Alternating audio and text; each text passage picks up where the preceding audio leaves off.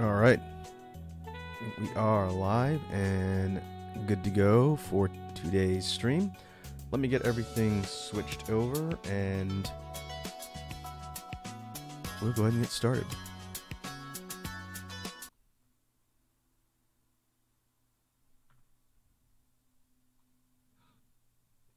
We'll turn on the BGM. Actually, let me do this.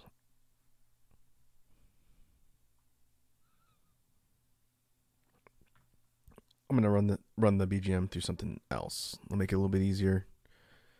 Hey, I see Crusher Cannon in the chat. What's up, Crusher? How you doing this Wednesday evening? What day is it?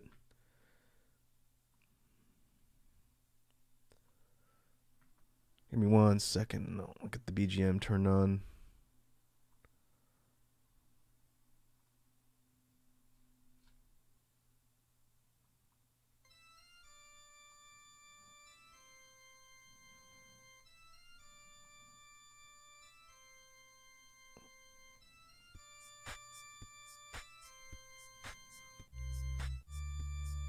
Okay, I'm gonna leave the volume here since a bunch of the tracks are a different volume. Hopefully this will kind of be in the middle and be able to hear everything. Crusher says, I think it's Wednesday. I'm doing good. How about you? It's been a lengthy week of challenges, but I'm doing all right. I think I'm definitely through the most challenging parts of the week since we're going into a holiday here in America Land tomorrow. Okay, let's see. Song info. There it goes. All right. And I know, Crusher, based on what we talked about before, I owe you some information offline. I haven't had a chance to sit down and track down a bunch of stuff, but you'll probably get a big spam of messages at some point in the next day or so.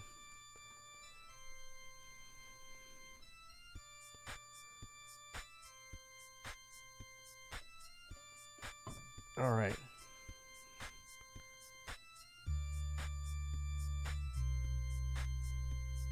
Like BGM set up, everything should be visible. So we're jumping back into the chaos and bitrate destruction that is Vampire Survivors. And I cannot remember what we did last time. Crusher says that's okay. Take your time. I've been stoned out of my mind for a couple days. I see. Nothing wrong with that. In moderation, I suppose. Okay, I am going to start with a farming run just to sort of warm up. We're going to take Pugnala, who's currently my highest level as far as Golden Eggs character. Before it was the Werewolf Mina. And she was at 400. Pugnala, who I was doing some grinding. That's why I've got 9,999,000 gold. This number stops keeping track of this at this number of digits, but it keeps accruing as far as I know. So I have probably a lot more than that. But I sunk a bunch of upgrades into Pugnala. She's the one who kind of looks like Bayonetta. And she's going to be my primary farmer. So I'm going to run through one farming run in the Bone Zone, and then after that we'll take a look at the cast, and maybe I can let you folks choose who I'm going to take next, and then we'll sync up the Twitch mode. And so it'll be kind of a challenge to get through some runs, and you folks in chat will be able to control things. But this first one's going to be a regular run, just so I can remember all of the build stuff I was doing.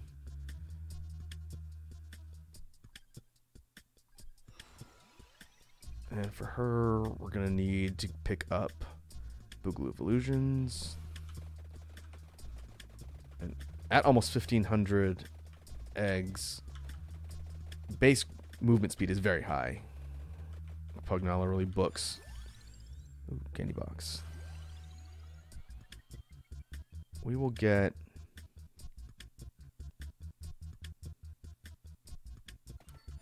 Laurel. This is going to be a similar build to what I've done in the past, and we'll see how long it takes to get to auto with this particular character.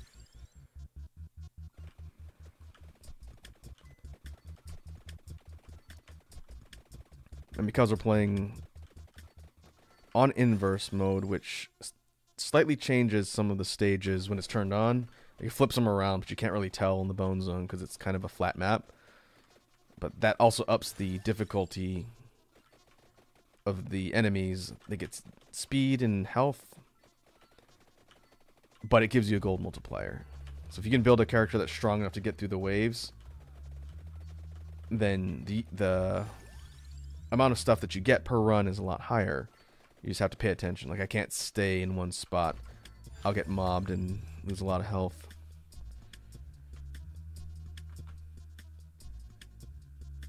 Crutcher says, Walsey sent me candies and a worm on a string. Coffee crisps are tasty. I have tried coffee crisp, and I don't like coffee flavored, but they're so lightly flavored and kind of like a chocolate wafer that I dig them.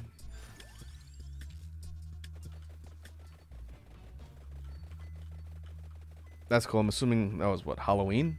Was the Halloween stuff that she sent out?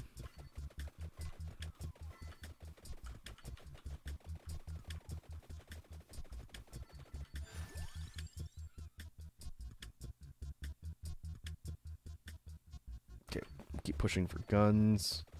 We need the clock lancet, and then we have one more slot for the cats.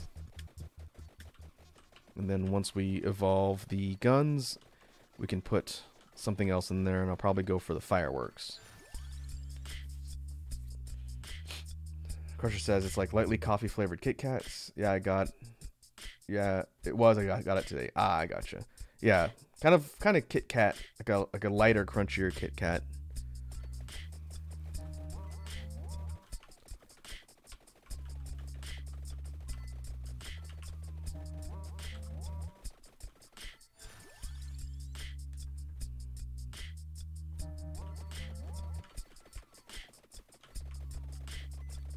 On the BGM playlist today will be mixed in, for the first time, at least in its entirety, the new BGM release that just came out yesterday.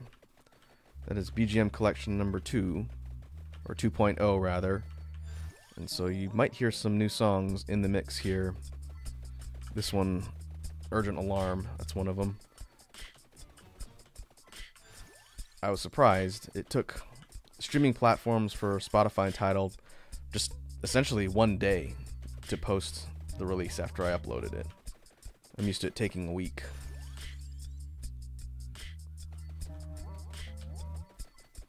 But now that BGM Collection is out, I can focus on the next big release for early 2023. That's the one I've been sort of teasing across different jam streams and whatnot. I've showed off a couple of the songs and kind of explain the vibe of that one, but it's going to be a bigger project because I'm doing a sort of collaboration. Alright, there's Lancet.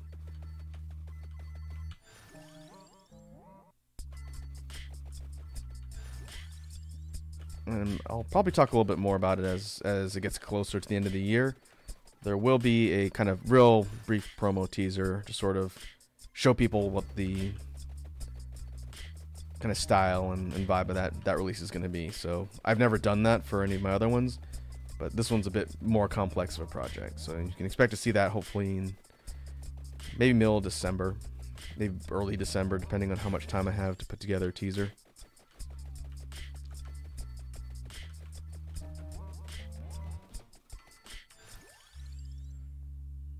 Carter has gotten Ambulance Destruction. Yeah, I think we're out of the immediate danger zone, but the enemy waves are still decently high in damage.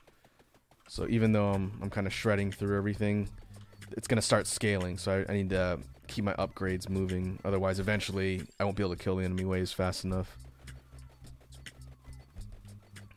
But we're building towards a specific goal to be able to just essentially go idle and let the thing farm. We're doing it on hurry mode, so this is only a 15-minute run.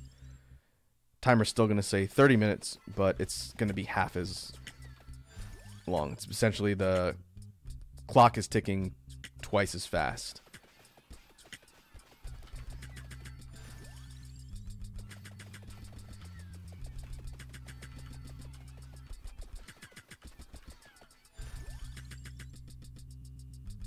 there's Torona's box. And we have a hydrate redeem from Slice of Coffee. What's up, Slice of Coffee? Welcome to the stream. I'll drink some of my Fuel. I have a mix of mango and like a bubblegum lemonade flavor today.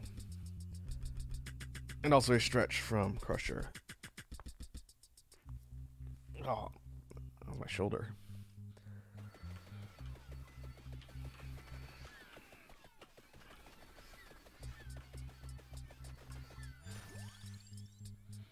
Oh, I see Slice of Coffee is redeemed a swear timer. Haven't seen that one in a while.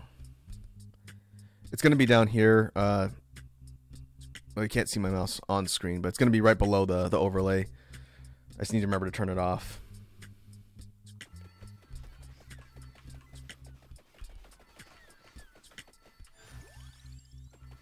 And you might be wondering, especially compared to Wazzy's stream, why is a swear timer so cheap at 100? And I don't even know if it has a cooldown. It might.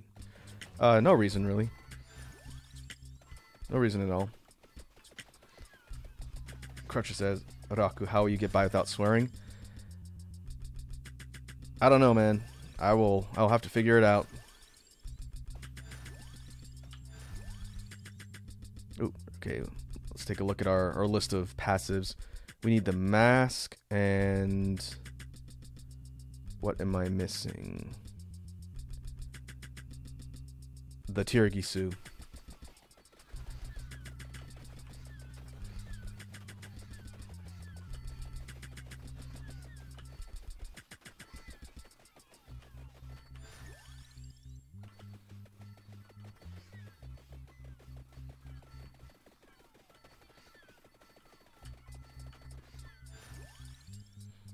Crusher says, definitely, it isn't so cheap that so that when Wazzy is on, she gets swear timered into oblivion. Well, unlike her streams, mine doesn't apply to anybody else. I don't have a plus version. Now, that's an interesting idea. Maybe in the future we can think of doing one that applies to chat. Not that you folks really swear a lot, but if she was here, that'd be a really funny redeem. But I can't enforce it in any way, so that's why I haven't really done it up to this point. Like, we can make it a funny meme and a joke, but it's not like I could physically enforce it.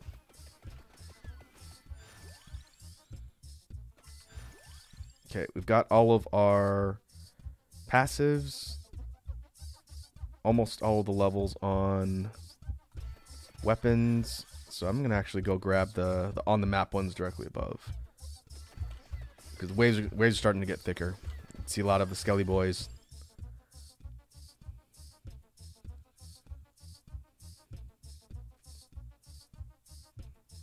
Crusher says, I don't know how I get by without being able to swear frequently. I love saying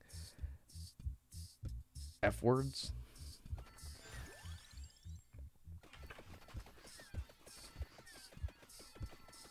Well, like I've said before, we generally try and keep it decently family friendly here, but I'm not going to enforce what people in chat say as long as you aren't being rude to people, and I know you guys don't have that problem, so I think you're fine.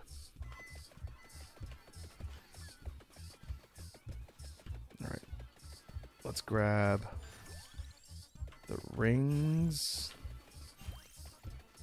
And the Metaglios. I'm just going to put the Guardians on the map. Those kind of cloaked creatures that are going to start swarming me. I'm going to do that now before we get too much further along and the enemy speed starts going up.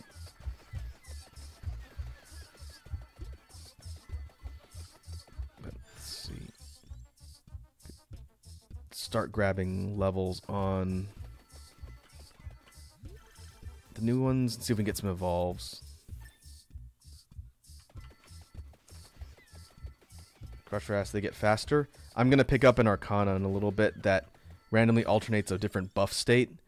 And one of them is Curse, which increases enemy frequency, health, and speed. And so as it cycles, occasionally the whales will get super fast and just swarm me. So I need to be able to fend them off. So let's see if we can get evolves on our weapons. Otherwise I'm going to get mobbed. You'll know it happens. All of a sudden there'll be twice as many enemies on screen once I get that Arcana. And it should be the 11-minute mark. 11-minute mark boss, which I can't even see.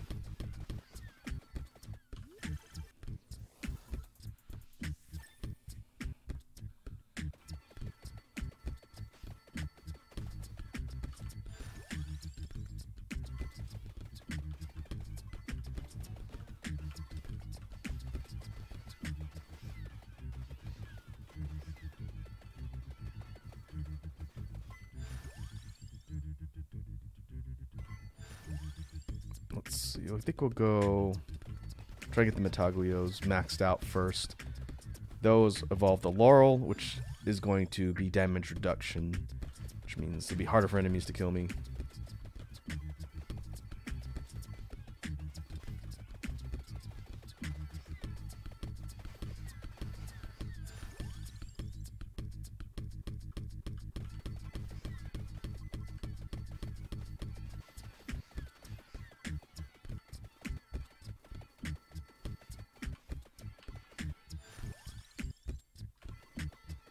And the Guardians do significant damage. That's why I haven't really stopped moving. Until I get that damage reduction evolve on the Laurel, I'm at risk of being killed in a couple hits. If I just stand still, we'll start to take chunks out of my health once the Laurel's charges of invincibility wear off like that. It has like half a dozen invincibility charges, and then it can't block for you anymore till it recharges itself. So we're gonna keep moving.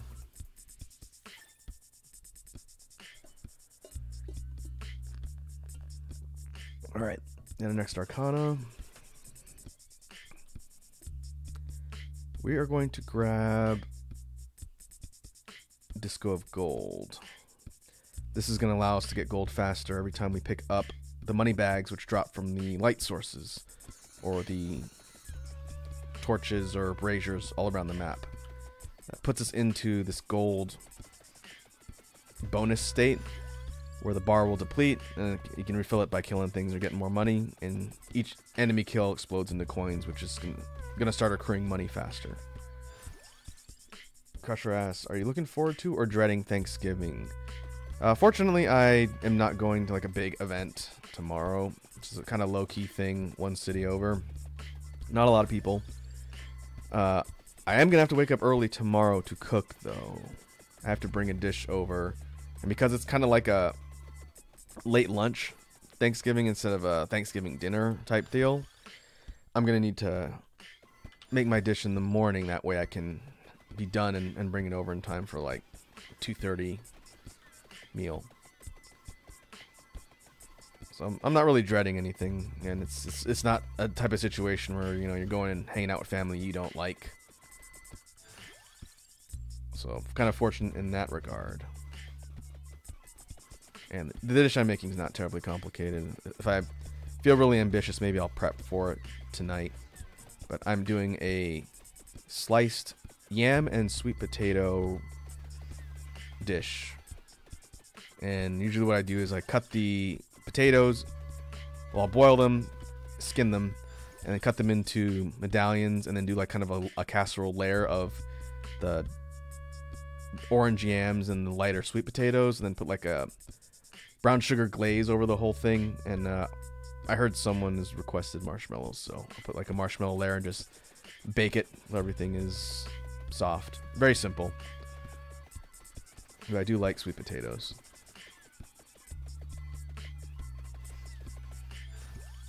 What about you folks in chat? If you're in the States or in a place that celebrates Thanksgiving, what is your normal routine, and is it something you're looking forward to or dreading?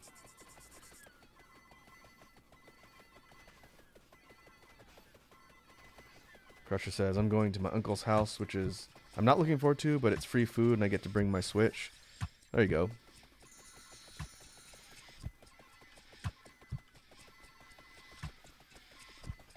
Yeah, I guess I'm pretty fortunate in that I don't have a situation where there are people I don't want to talk to at these things.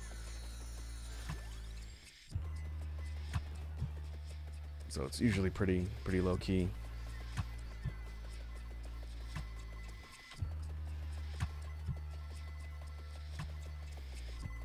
Okay, we're at 18 minutes.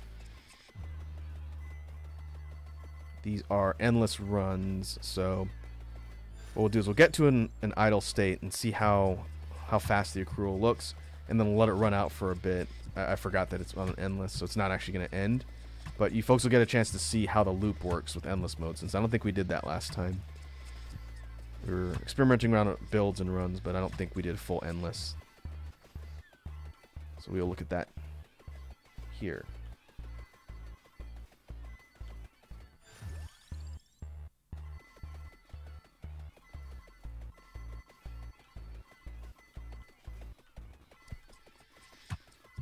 And I am having some seriously bad luck getting evolves. There's the first one, Labora, which is probably the most immediately useful one to get. A lot of damage over time will thin out the waves. Give me kind of a safe spot.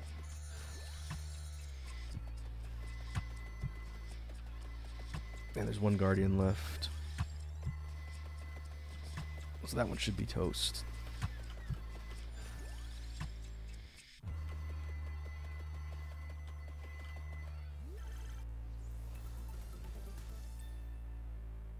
Alright, Firagi. Evolution on the guns. Evolution on the cat. Vicious Hunger. And now we can keep an eye out for the fireworks. Fireworks don't have an evolve, but they have a chance to create more light sources, I think it is, which is more chances to refill our gold bonus and everything else. And so far, I think it's been the best yield for a farming run. So we'll go ahead and do that. There's the Shroud. That's the Laurel's evolution. That's the one that reduces damage. So now I don't have to worry as much about things killing me in a couple hits. In fact, I think we are pretty much at an idle state. I'm going to have to move around and get chests yet, but you can see the garden is right on top of me, but I'm not taking damage. The Shroud essentially caps. It caps damage at a certain level, and as long as you have either the HP pool or regen, you can't get killed.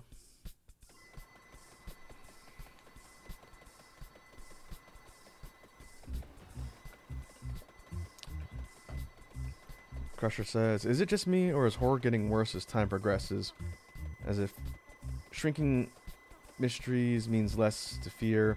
Then I play a horror game as opposed to other media like books and movies, and suddenly I'm the most scared I've ever been in my life. I don't know. I think it kind of depends on the way it's done, how effective it is, and the style. Because I feel like for most people who've grown up in the modern age, like visceral blood and guts horror type stuff isn't really scary. It's kind of more just like almost a humorous spectacle because of how over the top and obviously self-aware a lot of that stuff is. When you deal with psychological horror, I feel like that has a tendency to hit a lot harder because it's not necessarily as tangible. But I don't consume a lot of horror media, so I might not be the best judge. Okay. Arcana number 3. Now we want Wicked Season. This is the one that has the fixed buff states. It's growth, luck, greed, and curse. This is the one that causes all the enemy waves to get faster and stronger. But it also means whenever the stone mask is on there, I'm getting more money.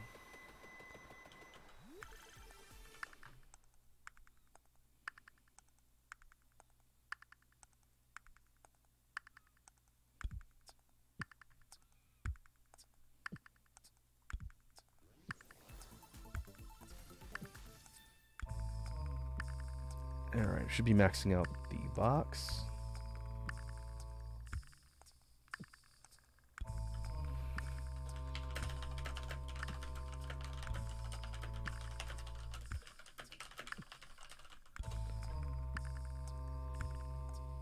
Is it 9?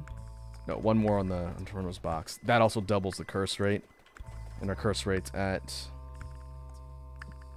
191%. And so that's why you'll see all the waves of enemies, like Crusher's saying. This will be the test for the bandwidth and the bitrate. But we're still getting upgrades. We can grab Greatest Jubilee. These are the fireworks. Chances to summon light sources, aka the torches or braziers. So we'll grab those. We have a couple more. A couple more levels on the rings.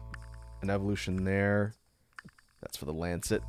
And then after that, it's going to start accruing random bonuses that we won't see a pop-up for. I'll just keep going. Crusher says, good God, that's a lot of enemies. Yeah, you can see the little pink skull is starting to fade away. That's when Curse kicks in, and it's essentially going to start to chug. But we're almost through the first rotation. Notice we're up here at 25 minutes. Once it goes to 30, it resets the waves, but they come back stronger, and then that's the endless loop. So it's going to thin out for a bit once we click past 30, and then it's going to build up again. And then progressively it gets more and more intense.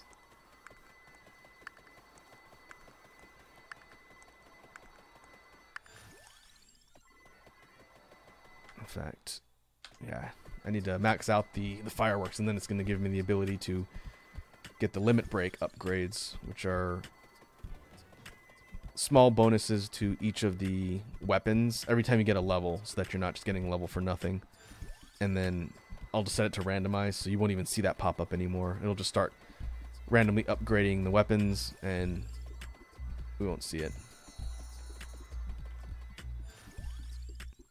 But the waves tend to get the most dense in the last 5 minutes, especially as we get closer to the 30-minute. And right now I'm up to my eyeballs in skeletons. Alright, here's the limit break levels. So if we just tell it random always, then it'll randomly roll an upgrade into one of our 6 weapons. Let's see if we can get the evolve. There it is. There's the corridor.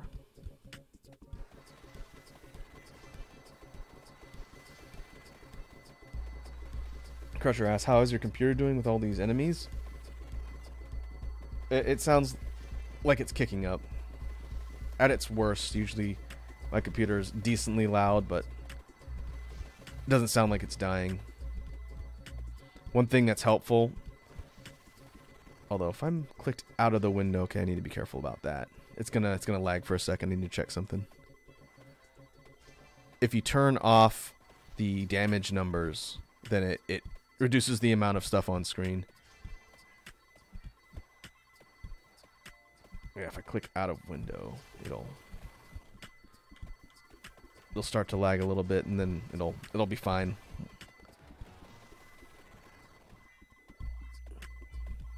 Just bear with me for 1 sec, and then I'll keep that from happening again.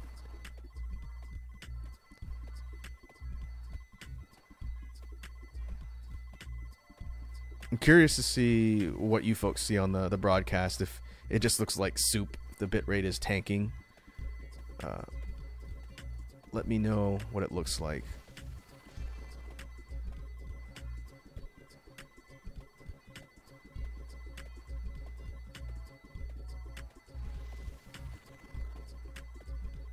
Again, it's really slow now because I'm tabbed out. I'll fix that in a sec.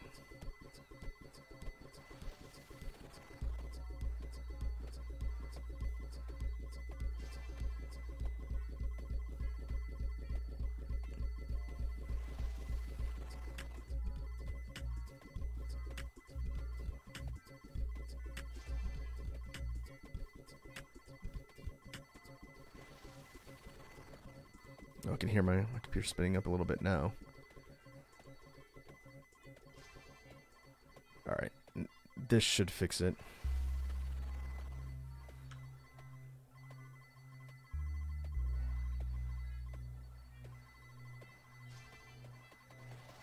There it goes. Alright, it might get a little bit choppy, but it's not going to go in slow motion because I'm back in the main window here. Crusher says, just pretty lights at source definition. Gonna jump back down to 360. That's fine. It'll matter more when we're doing the stream Twitch mode, so you can actually see what's going on. It's not going to be on this map, and it won't be a farming run.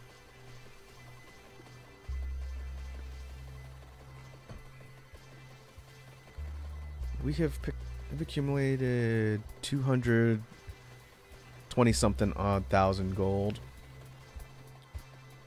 It's not bad. We're about to click over to 30 minutes, and then it's going to reset all the waves, so everything should calm down for a little bit.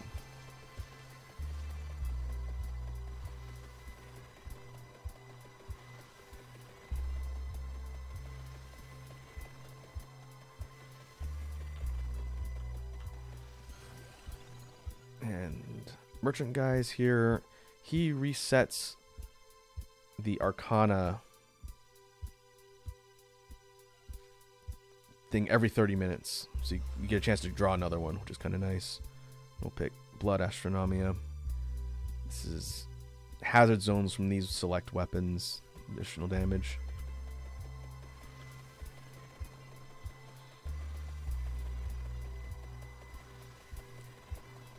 And so with that, we've officially hit the ability to idle.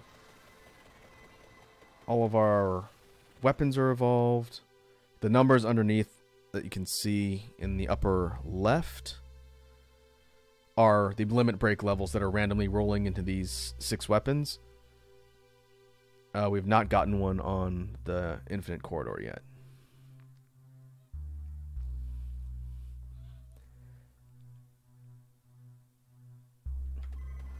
Oh, it shows it. Is that the original merchant at the top? Let's go see what that guy's got. We'll side trip up there. Crusher asks, can you believe someone made Wazzy read vending machine smut? Oh, I believe it. But she knew the risks when she signed up for the job. And now that she's done it, I'm sure more people are going to either send her stuff or request more for her to read. But hey, if it's content...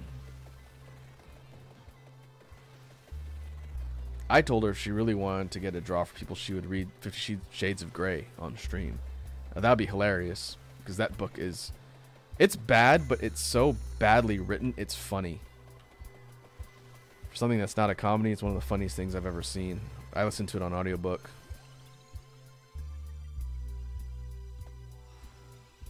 Alright. That was another instance of the merchant. We'll grab Divine Bloodline next.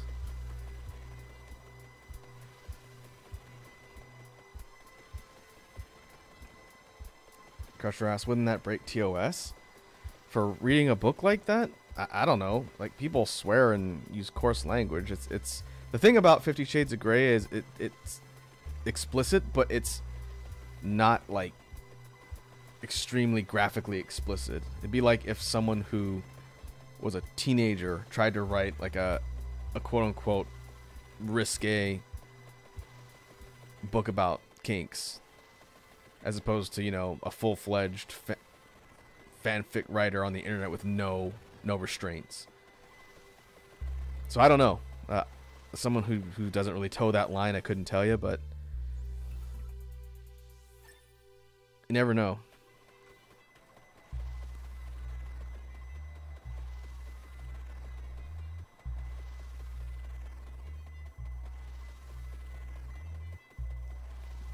All right, 340k.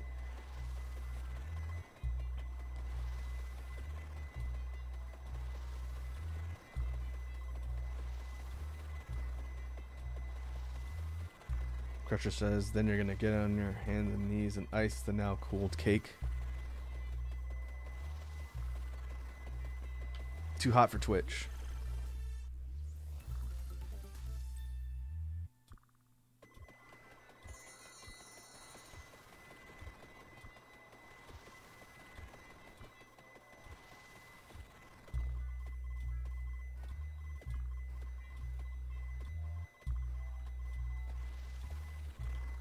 Oh, I should not have clicked out of the window. There it goes. So I don't think I'm going to let this run for 2 full rotations. Unless...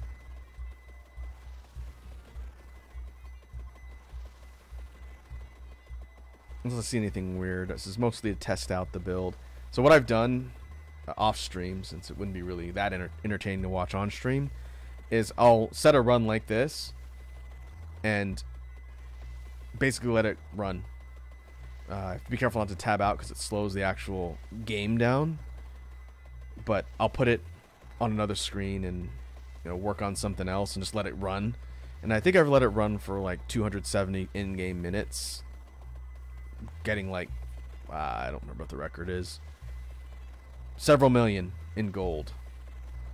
Just letting it run, and that's how I've amassed so much right now, and then use it to upgrade stuff. So maybe what we can do after we let this run, maybe we'll try and get to 1 million. After this, we'll go back in on a new run. I'll turn on Twitch mode so you folks can control the actual game. And then maybe we'll pick one of the cast and drop some upgrades into that cast member, whoever they are. And then that's what we use on the next run. Crutches, I'm fine with the pretty lights. Yeah, I guess I should have like an epilepsy warning or something on here. People are sensitive to flashing lights.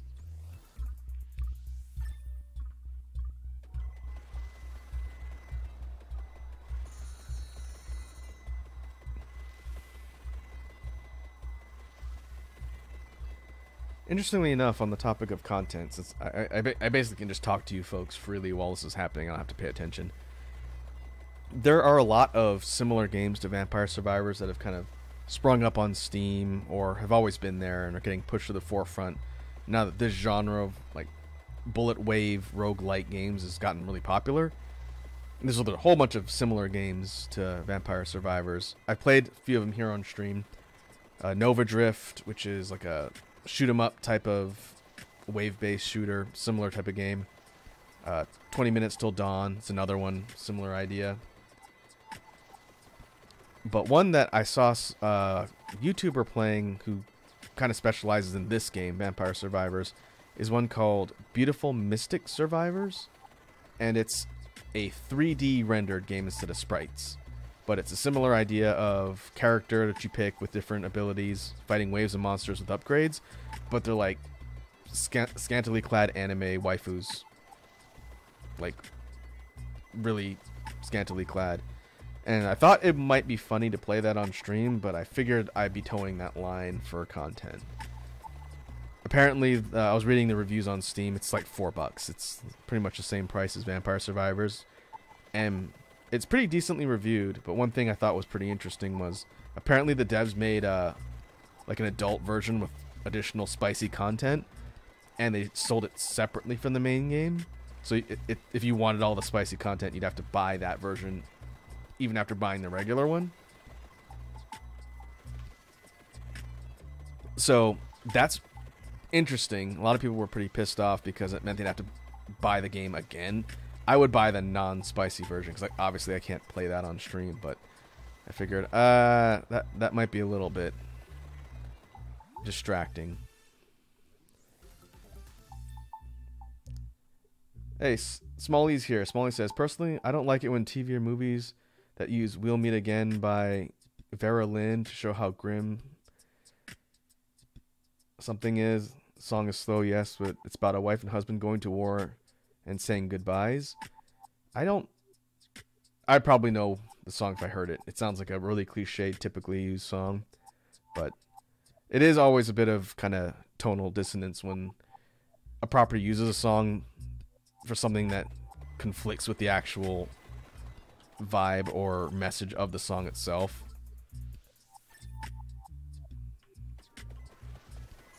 Just because it sounds like it fits the mood, but if you listen to the content, you know, it might not be appropriate. You know, like if a weather channel used It's Raining Men because it talks about rain. A little bit more of a silly example, but same type of idea. In regards to the Spicy Survivors game, Crusher says, I mean, I'd watch you play it. I enjoy your content. I don't know if it'd necessarily be appropriate for a stream. Because I thought about just picking up that particular regular version of the game just because I like this style of game. It's interesting to play, but I was taking a look at some of the graphics and whatnot, and it's nothing that I think would get me outright banned, but if the Twitch gods are feeling particularly vengeful, it could push it a little. So I don't think we'll be doing that anytime soon.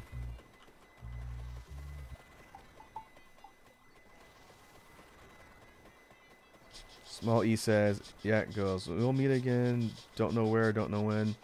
I'll tell. It'll be some sunny day. Yeah, again, just by the lyrics. I don't recognize it, but I'm sure if I heard it, I'd know it instantly if it's that common.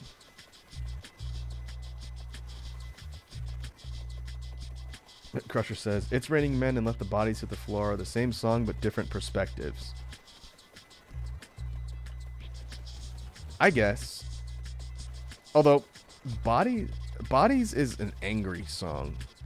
It's like a song about, like, fighting.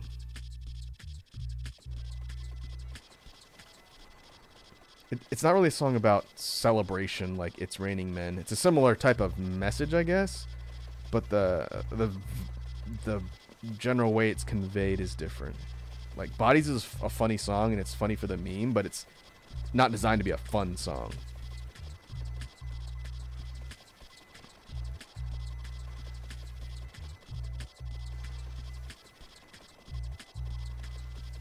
On them, we'll meet again, Crusher says.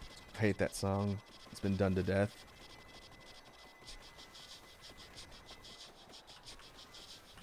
Well, that's definitely one problem you run into when it comes to overused cliches.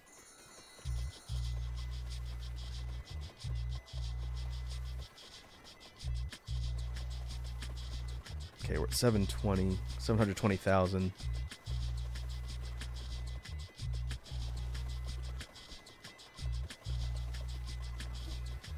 We'll see what the time looks like at. No, we'll see when it clicks over to 800 because we're getting close to the full 60 minutes of runtime. So we'll just see. Crusher asks, Rocco, you watch anime, right? Have you ever seen Dr. Stone? I do watch anime. I've not seen Dr. Stone, and kind of full disclosure, I do not consume a lot. I used to a long time ago in Earth School. So a lot of the stuff I've watched was mid 2000s / late 90s era anime. I've been a little out of touch with stuff more recent. I've watched 4 parts of JoJo, half a part 5. I'm currently watching Chainsaw Man. I'm definitely enjoying Chainsaw Man, but that's the only real series I'm actively watching right now.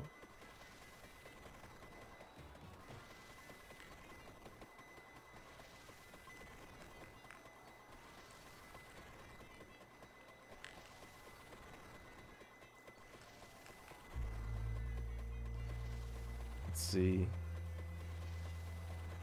Smalley says, I'll Be Watching You is about a controlling man where he says he'll take the girl's fame and he's the reason she was in the spotlight.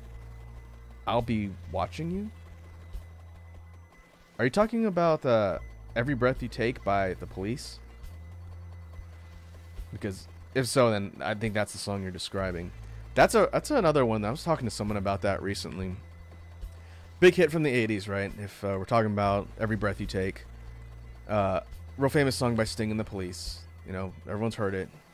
It's a really nice song until you listen to the lyrics. The lyrics are actually really creepy. And it's very stalker-ish, and like Smalley's saying, it's about a guy who's obsessed with somebody. And it sounds like really romantic and kind of passionate until you listen to the lyrics. You know, in part of the chorus where he says, oh, can't you see you belong to me? But it's not like, you know, oh, you're the love of my life. It's like you are, like, I own you, I control you type of vibe. It's again, it's a good song, but it tends to not be perceived the way I think it's intended because people just assume it's like a regular love song, but it's actually kind of creepy. Sounds like it's written by a psychopath, a psycho stalker. Which is even weirder when you think of how Puff Daddy took that song and changed it around by sampling it when he made "I'll Be Missing You" after Biggie died. It changes the tone because he changed the words. The chorus and everything's the same melodies, but instead of "I'll be watching you," it's "I'll be missing you," and it's all about how he lost his friend. But when you think about how he used a song that had a very different tone and message, it makes me wonder if he really knew that when he decided to sample and incorporate it into a different song. Because again, it doesn't carry the same tone, but if you knew the original, it's very different.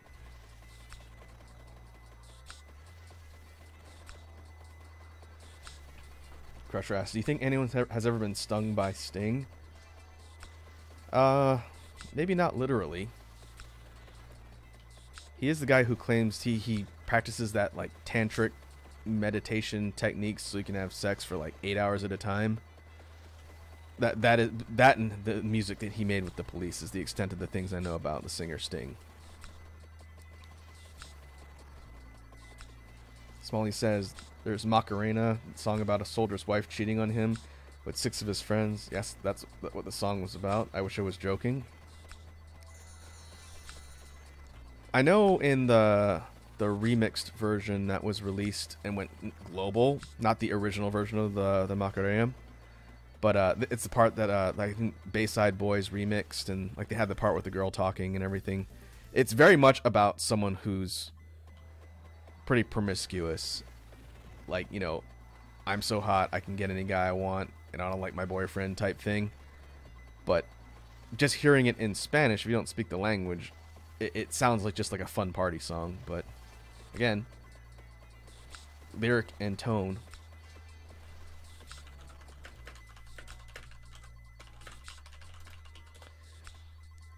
Lyrics and tone go a long ways when it comes to a song. Like, you want a good example, my father on Homeworld, he is a big music guy. He's a musician. He likes music a lot, but he doesn't listen to lyrics. And so all the stuff he listens to is more at like the musical and composition level, but he can't hear lyrics. And so if I tell him, hey, oh yeah, this one song's really popular on Earth, is about this or that, he's like, oh, I don't know what it's about. I just know it's a good song because of the music. I don't know about the lyrics. I was like, well, that's fine, but just so you know, like it might be a happy sounding song, but the lyrics are really dark. Like, you know, Third Eye Blind, Semi-Charmed Life, right? Sounds like a really upbeat, happy song. It goes doot doot doot doot doot doot. It's a song about drug abuse and addiction. And so I think it's really interesting when musicians take that type of approach and they make it a little bit more subtle, so you have to pay kind of more attention to either the lyrics, the music, or both in order to understand what they're saying. But as a person who listens to a lot of music, I hear both music and lyrics, which is a blessing and a curse sometimes. Like my younger brother, he listens to music for the energy and kind of for the beat. He's a dancer, and so he likes a lot of hip hop and rap music. A lot of it is pretty garbage from like a lyric and composition standpoint, but it's got a good beat, and he doesn't know what it's about because he doesn't listen to lyrics. And I tell him, man, like, can you hear what this moron is trying to say? It's like I don't know, he doesn't really listen to mumble rap, but that's a good example. He's like, no, I don't hear the lyrics. I just hear like it's got a good beat. Like, all right, that's fine. But I can't ignore lyrics. So if someone is talking about something inane or pointless, I can't ignore it because I hear it. Years and years of listening to hip-hop have, I guess, given me that ability to hear like lyrics, especially when they're really fast. You know, I think I've said before that Busta Rhymes is one of my favorite rappers of all time. And if you can learn to dissect lyrics in a Busta Rhymes song, you can learn to dissect lyrics from anything because the dude can spit. Smalley says, ironically, there are 2 songs, a German song, translation Balloons, another song in Spanish, translation Let's Go to the Beach, and they're both a warning about nuclear bombs, which is funny on so many levels. Are you talking about 99 Red Balloons by Nina on the first one? Because that's a pretty popular song from the 80s that's all about like impending war and like a nuclear apocalypse. and it was sung in German, and like it was a big hit in English too. That's a good song.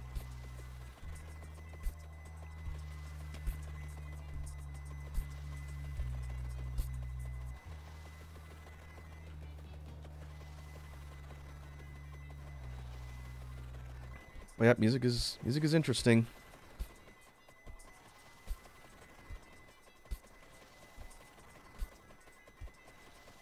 I don't know about the one for "Let's Go to the Beach."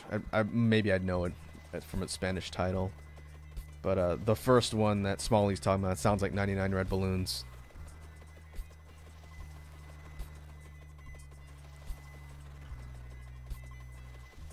All right, we have actually passed the 60-minute mark. I wasn't even paying attention, and we hit 1.1 million. So we'll go ahead and end the run here. It is a good conversation. I could talk about music all the time, but let's make it a little more interactive so you folks in the chat have something to do.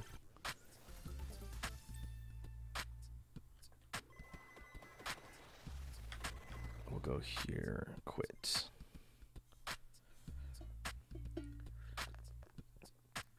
In total, 1.14 million gold. Total damage, 3.1 million by Infinite Corridor.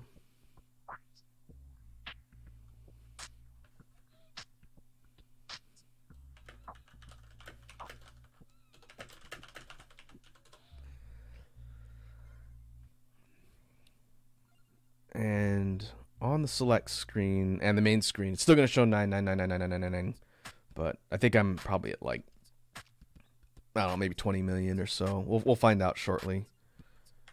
First, let me link the Twitch Connect.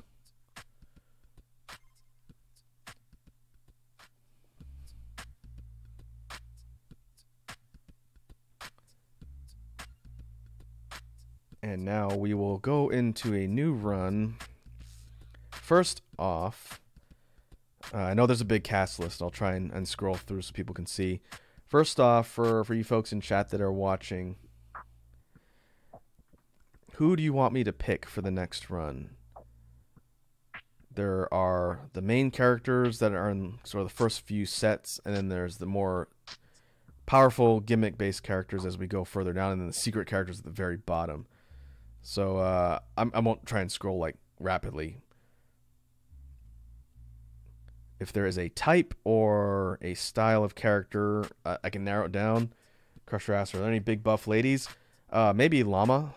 Llama Madonna is a large armored lady with an axe.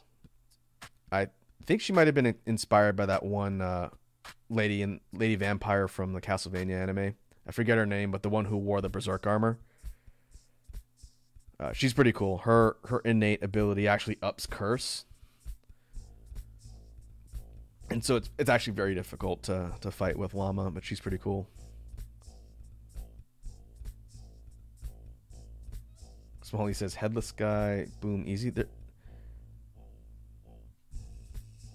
is no headless character.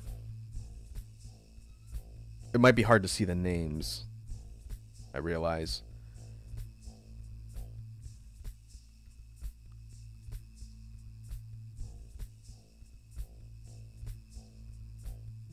Strigo, is that her name? I haven't seen the Castlevania show in a while. I call it the anime. Technically, it's not Japanese, but you know what I'm saying. The Castlevania show. All right, we could start with Llama. With Smalley, maybe I will give you second pick. It's our first choice next time. If you see a character on here you like or it looks interesting, you can see their weapon they start with too. It might not mean much if you haven't played the game before, but as far as another pick, we're gonna do this again, so don't worry. So we'll go in with Llama, and we'll go Mad Forest. We won't go endless. We'll do an actual fixed run, and we won't go inverse. That makes it a lot harder.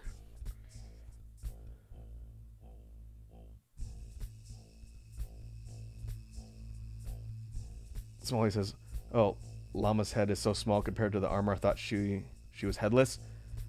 Oh, I see. See, same character. Hey, Iconic's here. What's up, Iconic?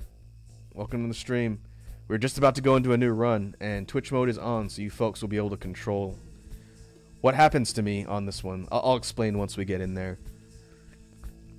Basically, you'll be able to use numbers to select choices when I get power-ups, and you'll be able to just actually trigger events to happen while I'm playing. So this is an interactive thing in Vampire Survivors that was added in the last update. But before we do that, I see that Crusher has redeemed Drop a Beat. So let me pause BGM, and we'll do that first.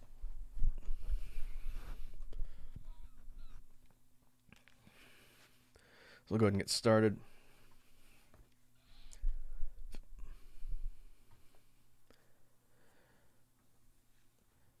In fact, maybe this would be a good time to demonstrate that technicality drill that I was having trouble remembering in the last jam stream, because I've been practicing it a lot, so I know it now. So maybe I'll mix it in here. So let's see.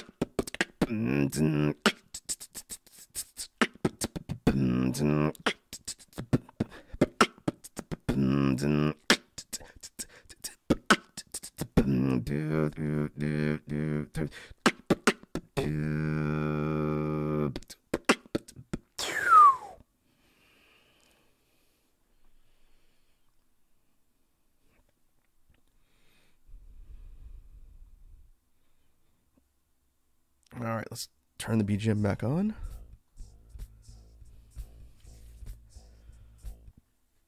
I'm going to consider the box is sufficiently beaten.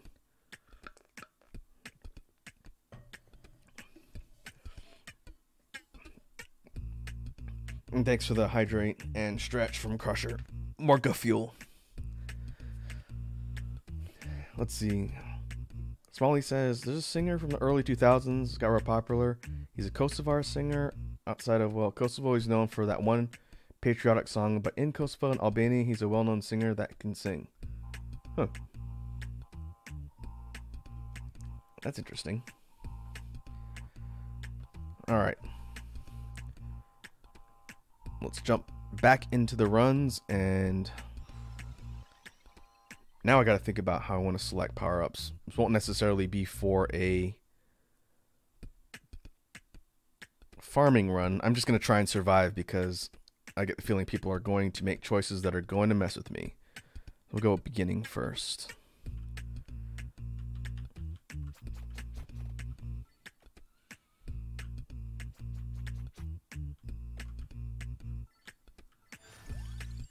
Okay, so you should be able to see it on screen now.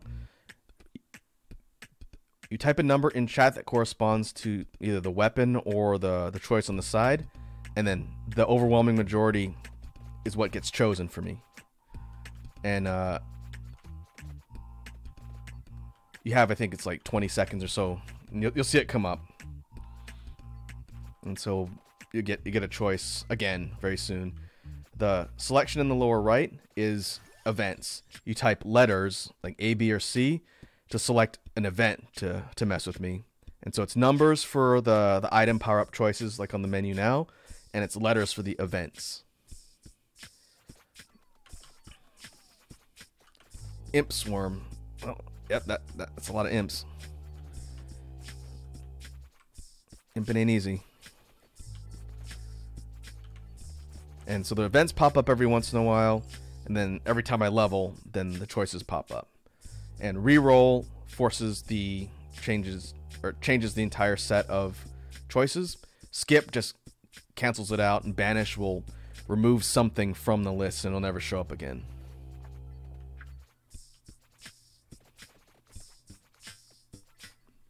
Okay, I'm going to grab some power-ups for Llama since I'm here. And I think it'll go back to that event thing. It doesn't go away just because I'm in a shop menu. But we'll grab a bunch of golden eggs to give her some additional power. Each one of these at 10k a pop. My total's not going down because I have more than 9 million. But it randomly rolls a permanent stat boost into her stats. And so this is how you build really strong characters. But I have no control over where they go. But we'll see if that helps. Rosary. Rosary is a screen nuke, I believe.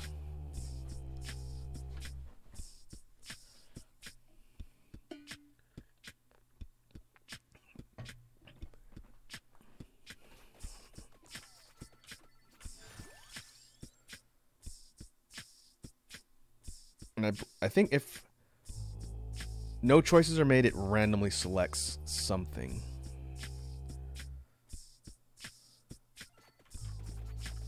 Oh boy, the box. Toronto's box is a flat stat increase, like defensive stat increase per level, but at max level it doubles curse, which is really dangerous for Llama because she has a natural curse bonus to her stats.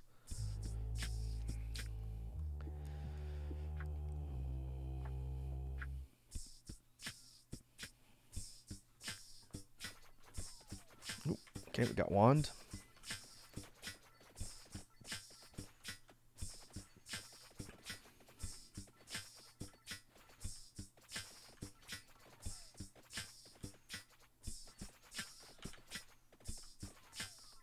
Ooh.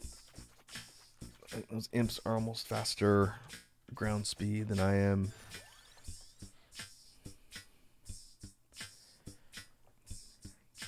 Each level on Toronto's box is damage, projectile speed, duration, and area of effect by 3%, and then double curse at the end.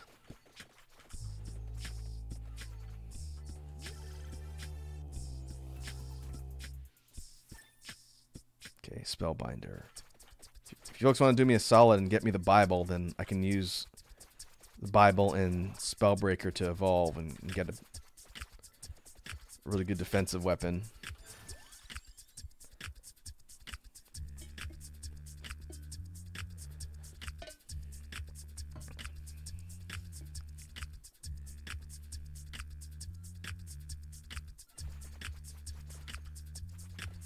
Ooh, Hollow Heart, max HP.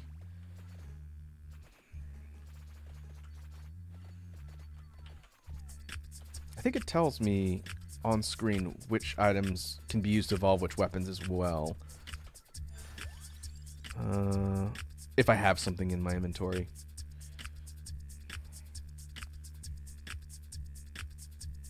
Smalley says, eBay this man a Bible.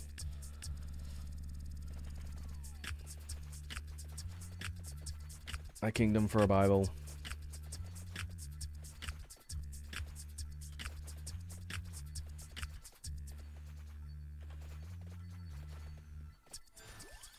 Yeah, here we go. It'll say down here if the evolution items are a pair. And there's a Bible. Yay. Oh, okay, there's a rosary. It's an immediate nuke nearby. Iconic says, the chat looks so funny. There's a bunch of letters and numbers. Yep. Axe, alright.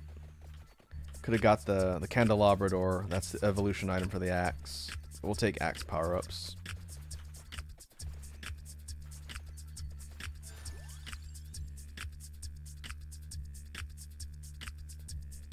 Smalley says, have it signed by the Pope himself. Get the Pope's autograph.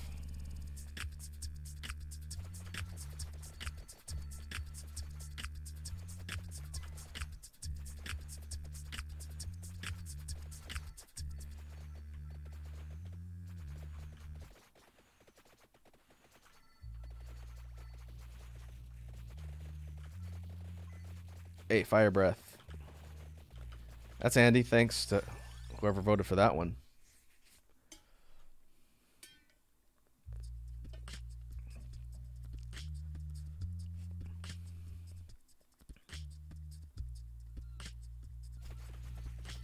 Alright, what level are we at with the axe? 5.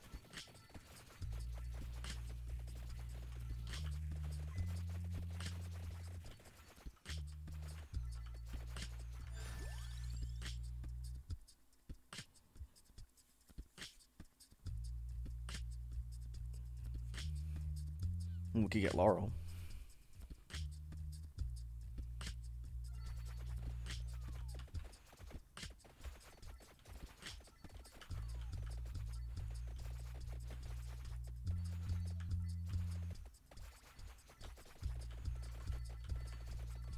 This one says 69.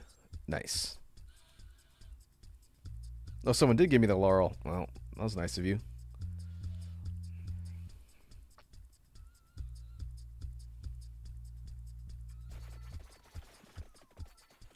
Whew. We need to start building some offense.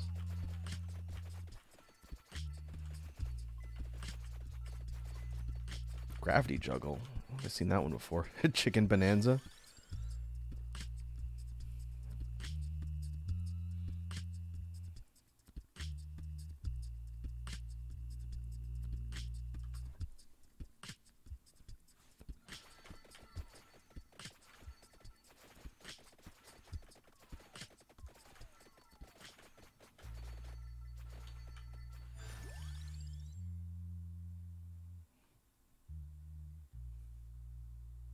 We should find a way to make this particular stream format a challenge.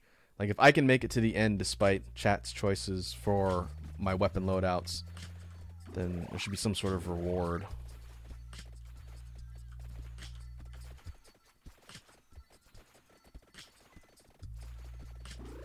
Something that incentivizes chat to not screw me over.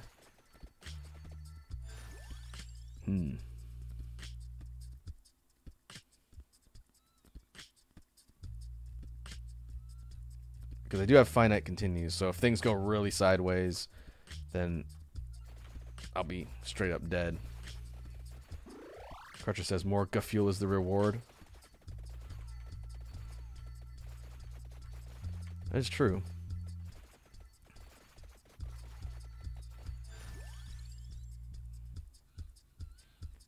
I wouldn't mind doing another hot sauce stream at some point. We didn't really do one for like 100 followers or anything like that. But given how we're coming up on the end of the year, one thing I did, I don't remember when it was exactly. I think it was when I was on Twitch. But I basically did like a Q&A where I had people send me questions to answer on Twitter. And we did kind of a mix. We did like a salty bet stream where I bet on matches, and if I lost, I had to eat hot sauce. And then we did like a Q&A as part of that. So I might do something like that again, where I put up a thing on Twitter. It says, you know, send me questions, and then I answer them on stream.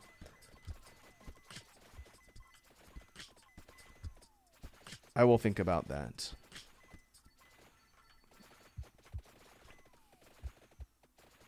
Smalley says the Kosovar singer is Arif Vladi. Probably didn't say that right.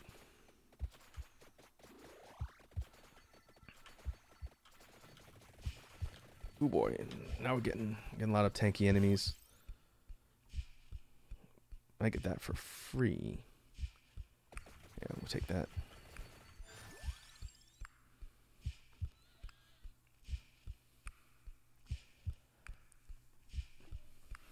Crusher asks, what's your home planet called again? Homeworld? It's called Homeworld because it doesn't have a pronounceable name in English or in any Earth language, really.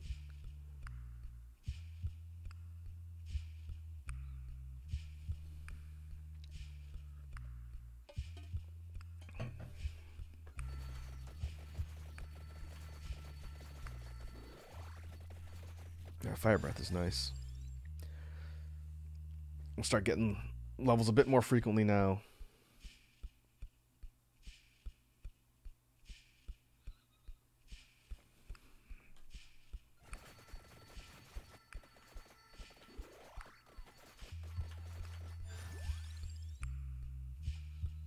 Smalley says, okay, I'm gonna call it RPG 7. Don't ask. We are one level away from maxing out the axe. But we don't have the thing to evolve it, so we just need to get as high level as possible.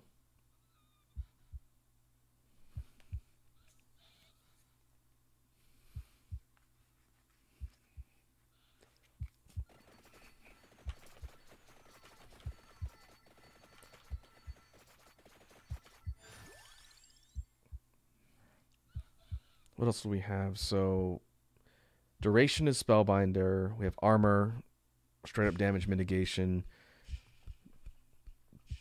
Offensive bonuses per level with the Torona's box. Max health with Hollow Heart. Luck up with the Clover, which is pretty good. That means random environmental drops might give us power-ups at a higher rate.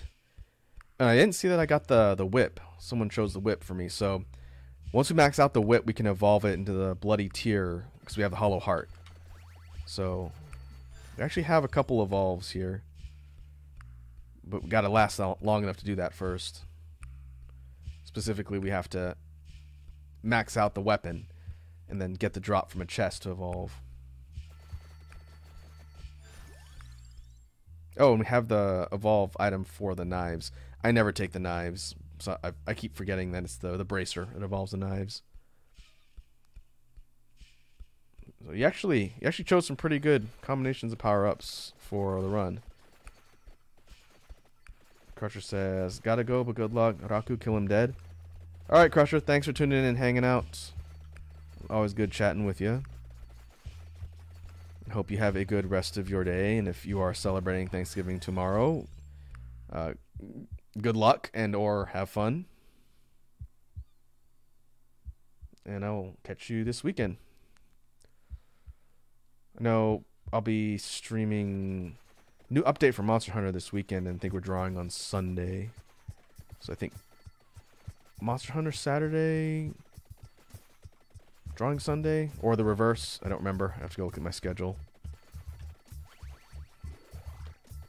Uh-oh. Stuck on a tree.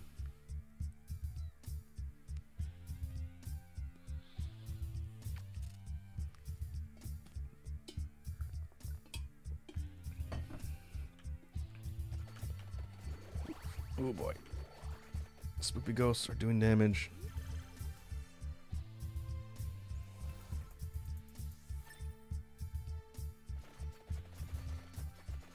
Oh, I can actually start pathing towards the free items on the map. Let's do that and get some additional bonuses that'll help out in the run.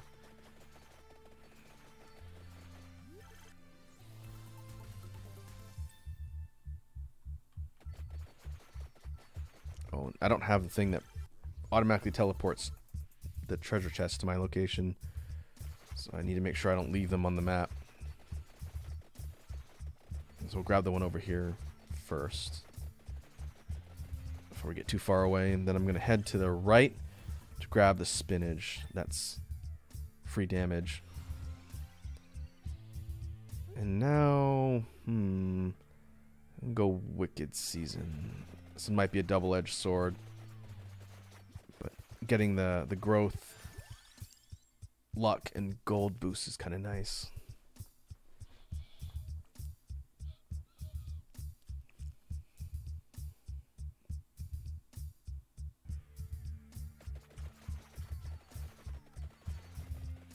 Oh wow, that almost killed me though.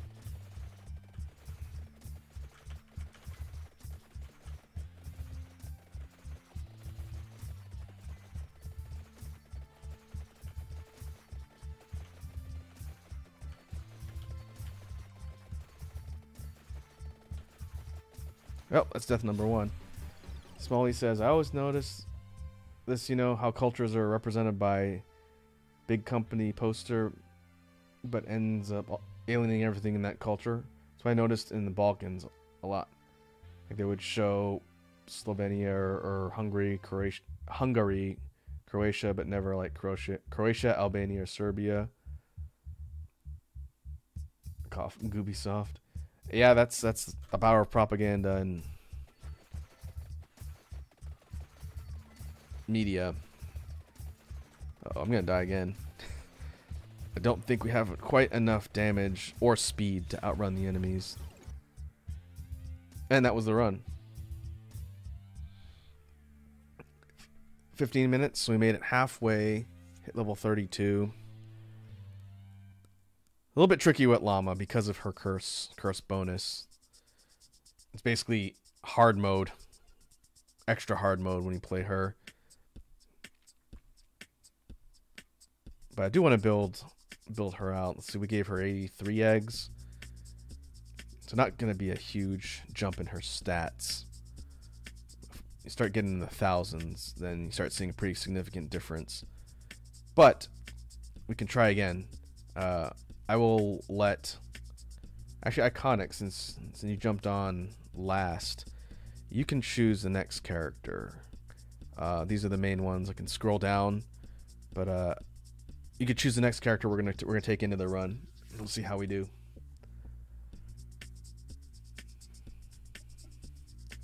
And there's more down here.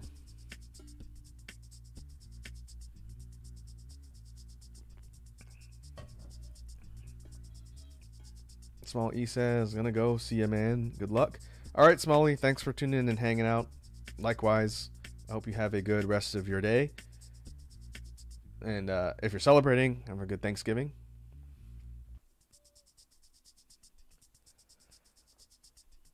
Iconic says, Mina? Okay.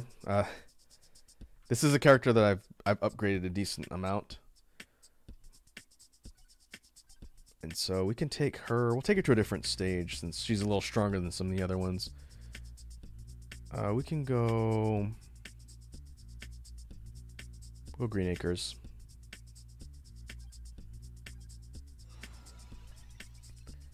And starting Arcana, she starts with the Bloody Tear.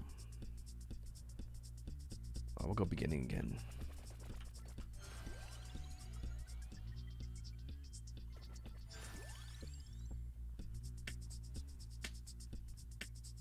We'll see if this run goes better than the last one.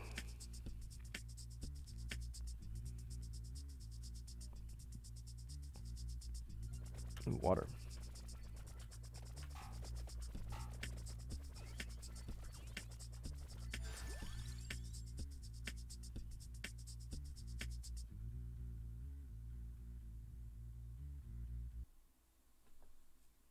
Survey says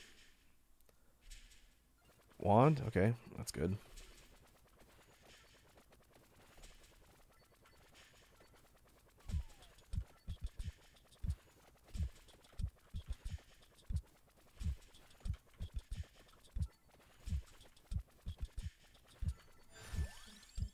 It's actually a pretty good spread.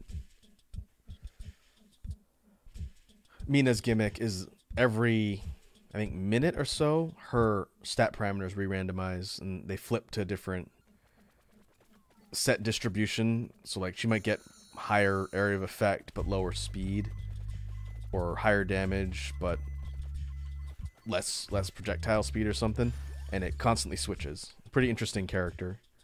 This is the one that I was gonna max out first. I probably still will at some point, just because her gameplay style is constantly switching. But it made it a little bit harder to reliably farm. So that's why I switched to Pugnalis, and she's just straight up damage boost.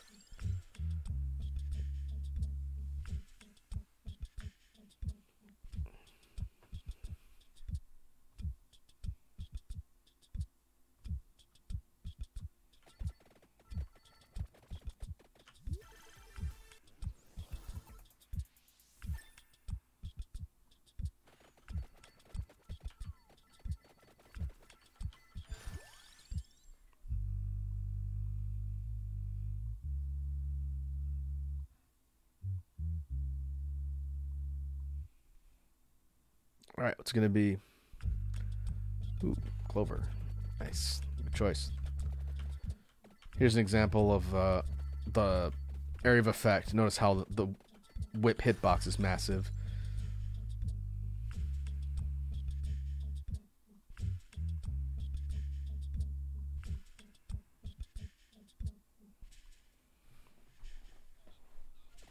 Okay, more Clover.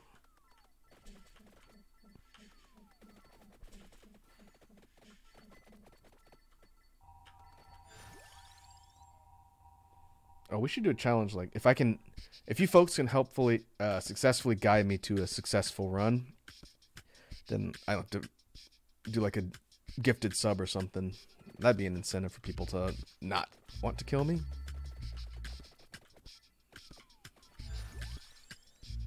I'll think about that.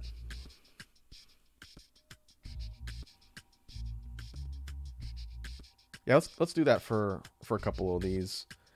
If we can make it all the way through 30 minutes, and again, it's on hurry mode, so it's 15 real life minutes, 30 in game.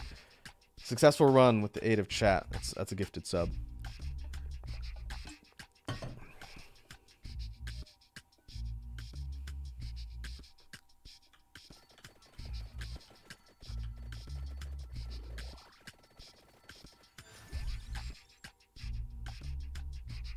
I guess the easier bet would say, if I don't pass the run, then it's a gifted sub, but that's no fun.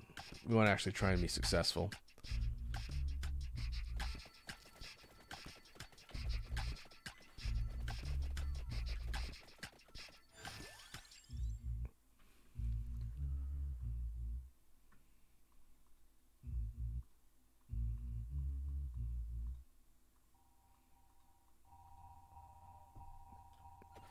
Ooh, Bible. Oh, panic time. I get a bunch of exploding enemies bum rushing me. That's why it's panic time.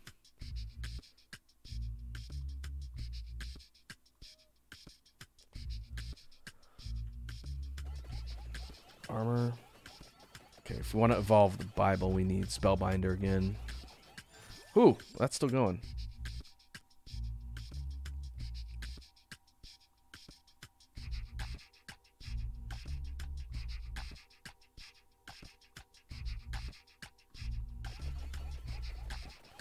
I gotta watch out for the Stalker too, the Green Reaper.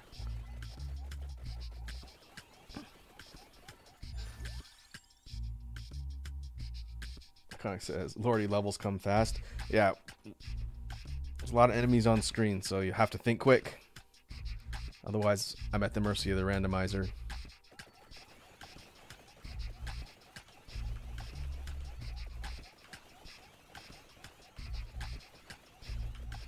Ooh, thought we were done with panic time. Oh, there's a Spellbinder.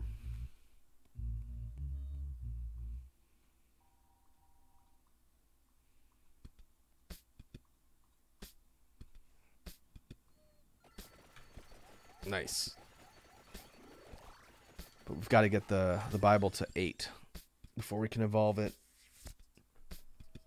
The question is, do you think it's a good idea to beeline it in upgrades or try and spread them out? Guess we'll find out.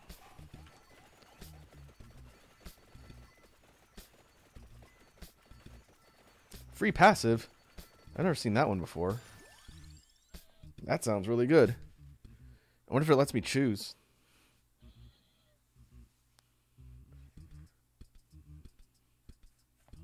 Or if it just gives me a random free one without letting me choose. And does it take up a slot? That's the question.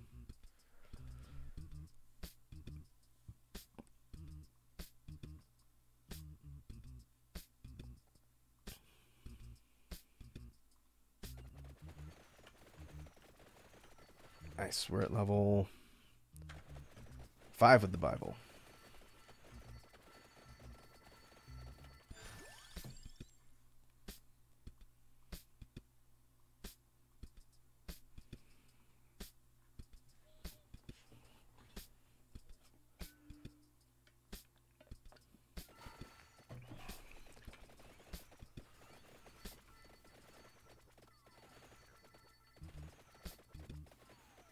Did it give me Hollow Heart?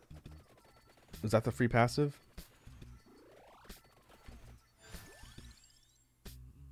I think that's what it did. So it does take up a space. I wonder if that comes up again.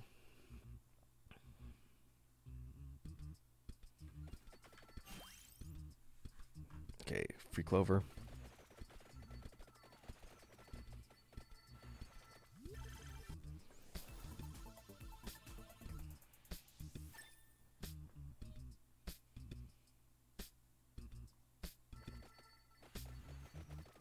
Oh, it kind of says I voted for the heart before the passive vote ended. I see. I wonder what it gave me. Oh, maybe free passive was that clover that got put on the ground. I don't think that's a natural drop in this area, but I could be wrong. Maybe it just sticks something on the field for you to pick up.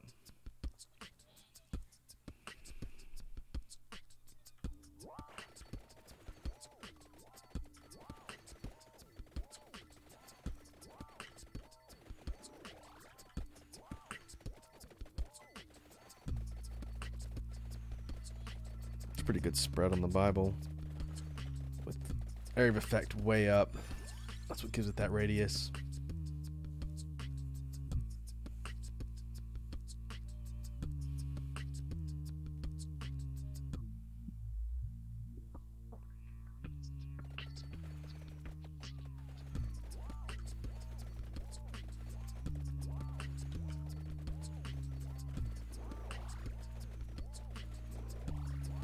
Skull Swarm.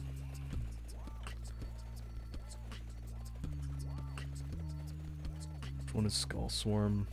I'm assuming a big group of the angry, disembodied skull heads.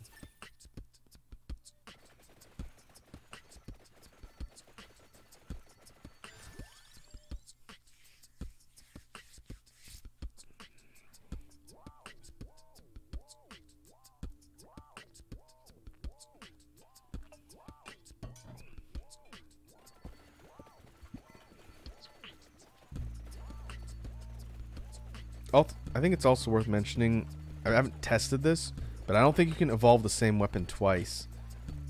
So if I get the whip, even though the whip evolves to the hollow heart, I don't think it'll give me 2 of the bloody tear. I guess you can try if the whip comes up, but I don't think the game lets you do that. I think you'll have to have one evolved one and one not, one unevolved. It's 2 of that weapon would be pretty awesome actually, because it leeches. That's what's keeping me alive. Oh, Shadow Pinion. That one evolves with wings.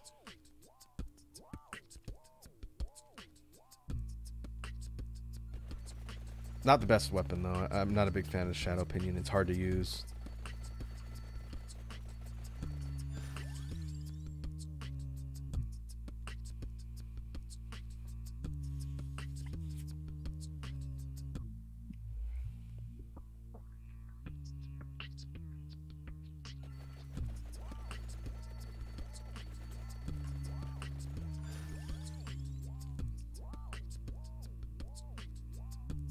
What level are we?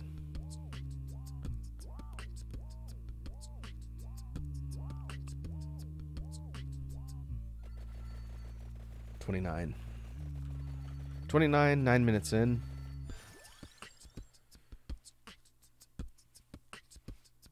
We are currently highest level with Bible, then water.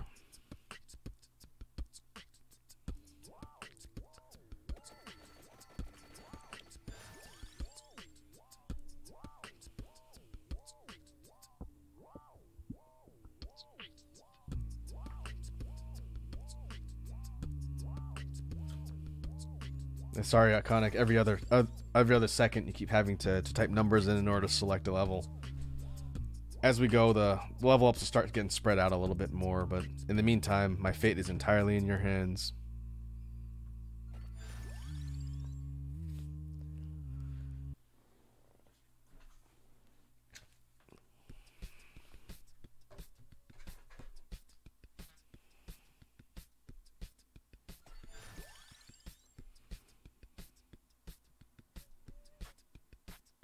No, back to back. Okay, we're full up now. We have all the inventory slots full, so I can technically go onto the map and get the free items, but they're kind of far away. Where is that? There's a candy box. That lets me choose. Lets me choose a weapon.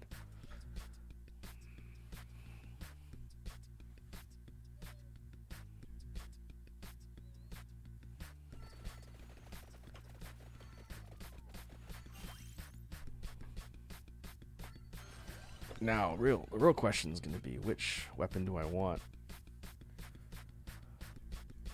be something that we can evolve. Let's see, what do we have? Oh, I'll get the Rune Tracer. That requires the armor. That's the bouncing gem weapon. That's pretty powerful.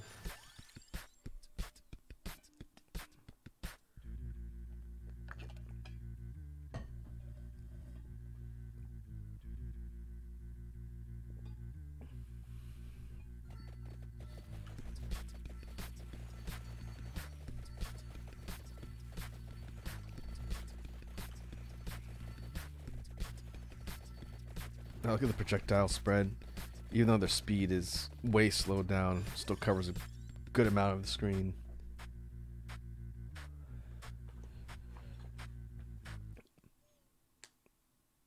Iconic says, got to go now. Best of luck with everything.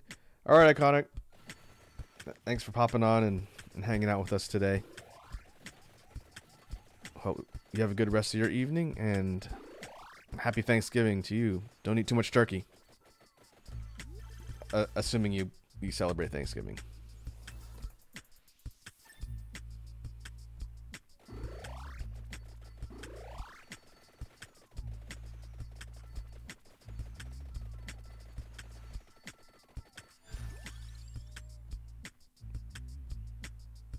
Alright, I might be at the mercy of the randomizer.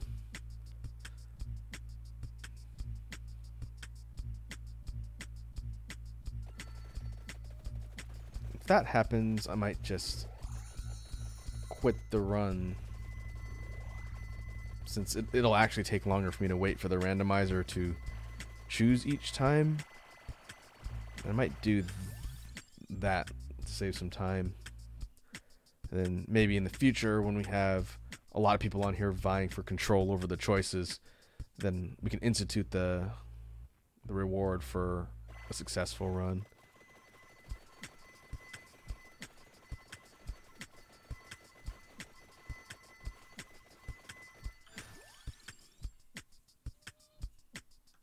Yeah, we'll go ahead and reset it.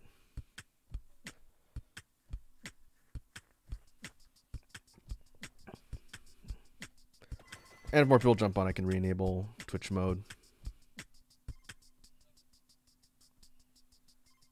Overall, it's a fun feature. I like that they added that to the game.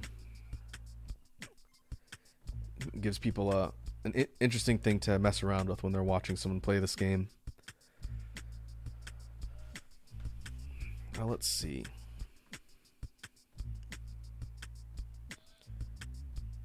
Who's my second strongest after Pugnala? She's at 1227. I think it's Pepino. Pepino is at 877. This is the tree that can't move. Getting close to 1,000. Mi Kujino. I thought this one was called Randomizer.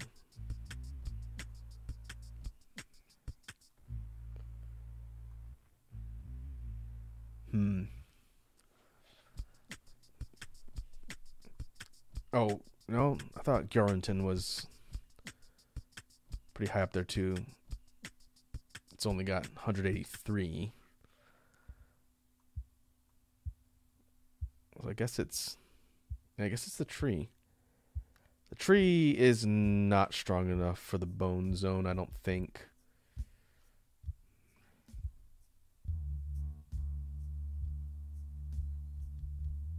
We could try. Go inverse endless. I don't think this is going to go well, but we'll see.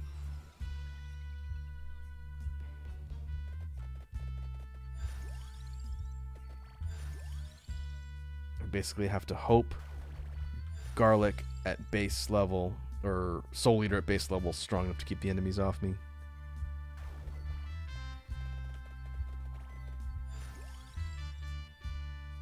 Because I cannot physically move fast enough to get out of the way.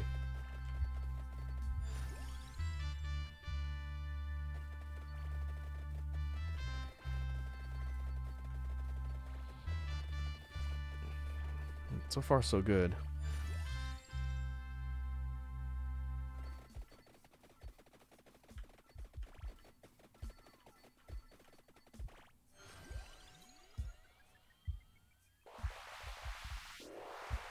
grab a couple more eggs. Maybe we'll get lucky on the rolls.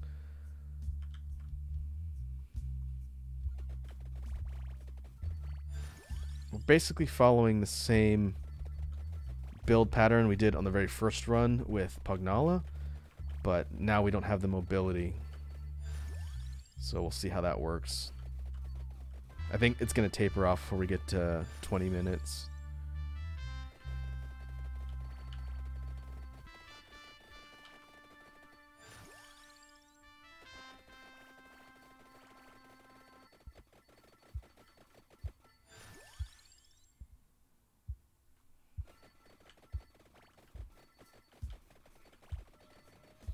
I almost think it'd be a better idea to go for damage. But I'm going to go for trying to max out guns. If we can get Firagi, that's basically constant orbiting damage in a circle.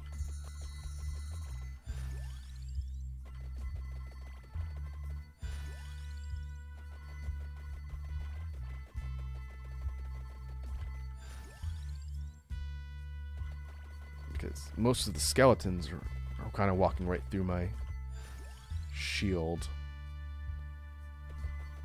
What I really need is Laurel. I need Laurel and the Clock Lancet.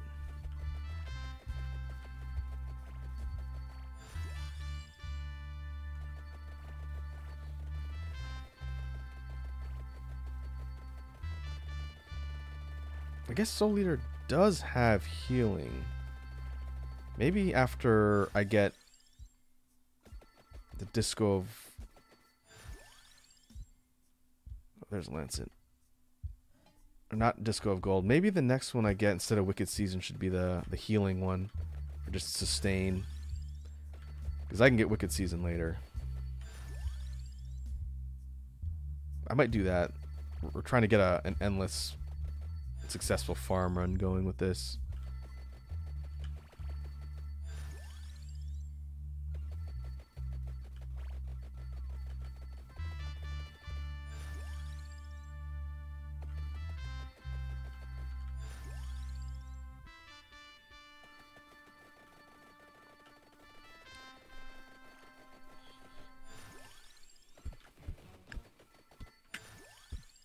Alright, there's a Laurel. That helps.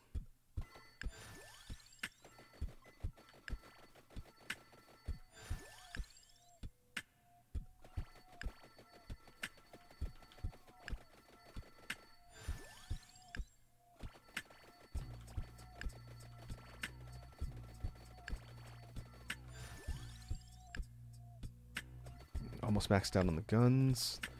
I need the Tome and Tiragisu for the passives, and then we're full up. I think if I can get to those, then evolve the Laurel, we might be in a good spot. If I can do that, then we might have a chance, because I need to be able to reduce damage. The Laurels evolve. Okay, there's Tome.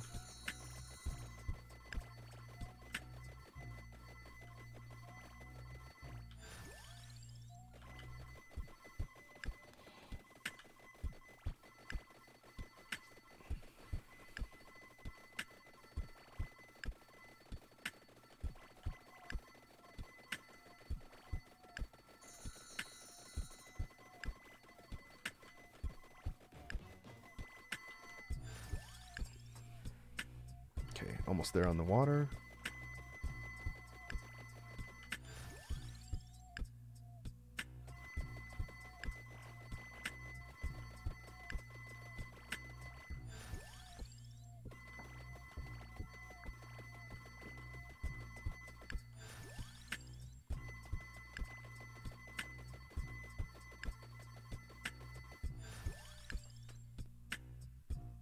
All right, maxed out on the water. Maxed out on guns. We max out Clock Lancet and the Laurel next. And then I'll start grabbing the Volves. And I might have to go for the Metaglios. Even though it's going to put the Guardians on the map, which I'm pretty sure I definitely can't outrun.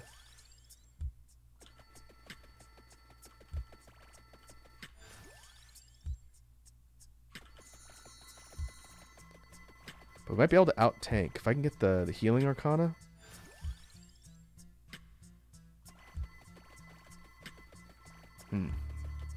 That might be the strategy. So we can't outrun them. If we can outlast them instead.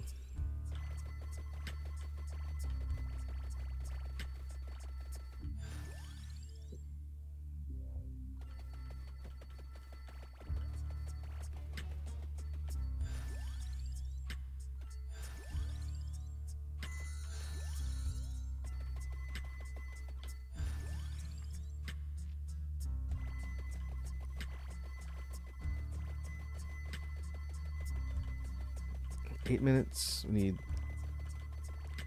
the 11-minute mark for the next Arcana.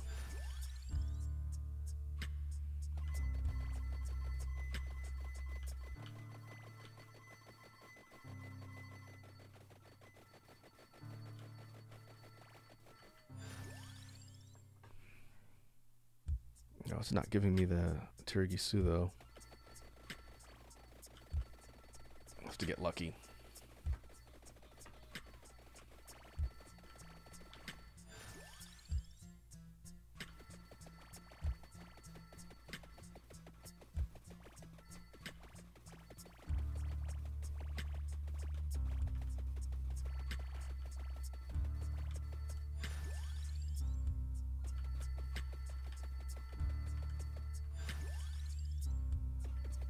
Oh, in fact, I need to get that before I hit max level on Torona's box. Yeah, that'll be a bit of a gamble.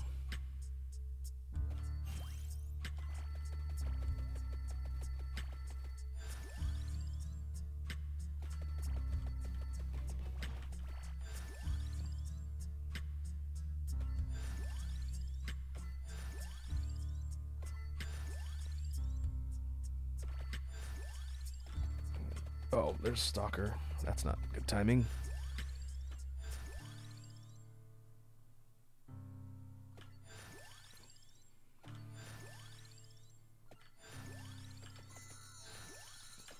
Oh, if I can get the level on the last Metaglio and evolve it, then I might be able to weather this out.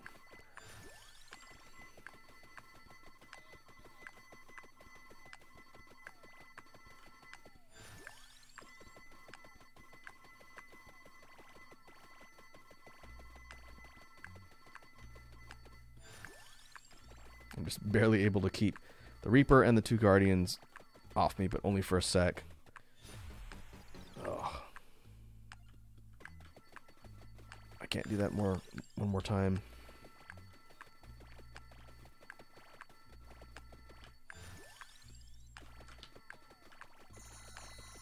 But that might be my way out. Oh.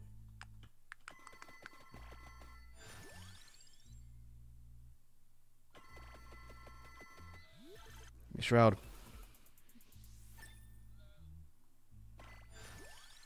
Oh.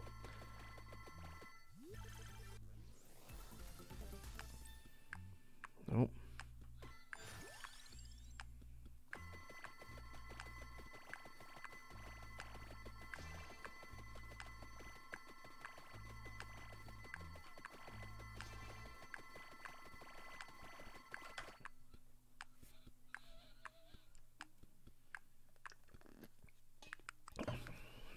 Yeah, we got everything maxed out now.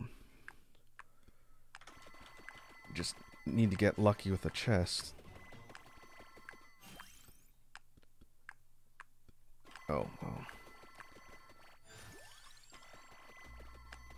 I guess I'm picking these up since they're already on the map. 4 revivals, okay.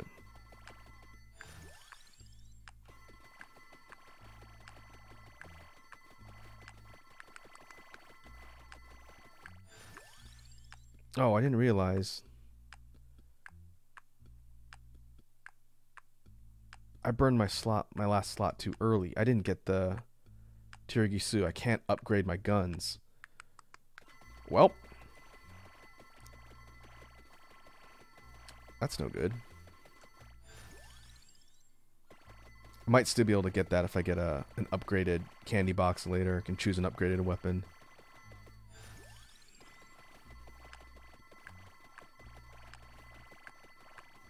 Oh, the 11-minute Arcana.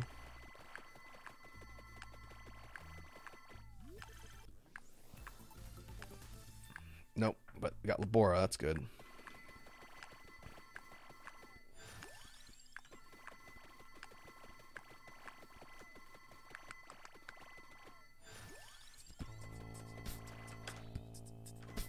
Was that it? Yeah, there it is.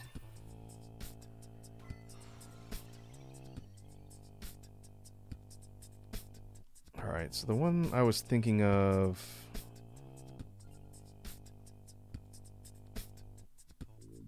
Where is it?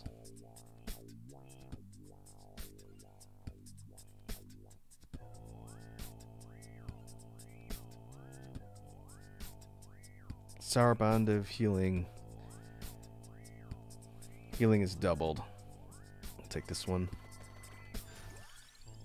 We'll see if this gives us sustain to keep the enemies off.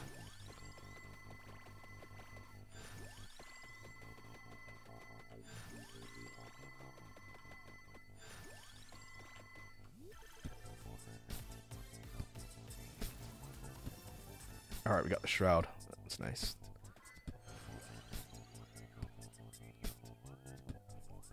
And I'll get free choice on a weapon. Do I want light sources or cats? I'm gonna take cats since they can actually retrieve power-ups that are nearby.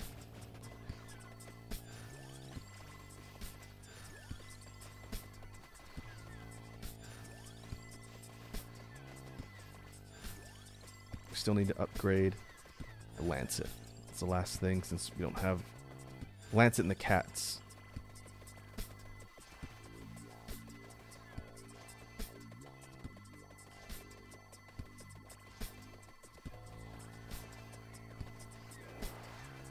Alright, Guardians down. One left. Two left.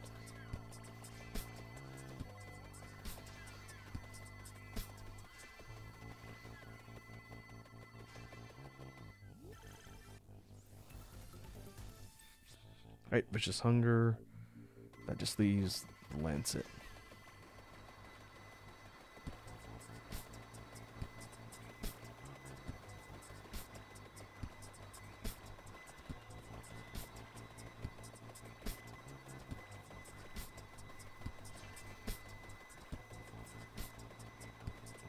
I think there's one Guardian left still buzzing around. I can't tell if that's it's a ghost sprite. I think that might be just a ghost sprite. I don't know, maybe not. Hard to tell. Oh no, yep, now they're dead.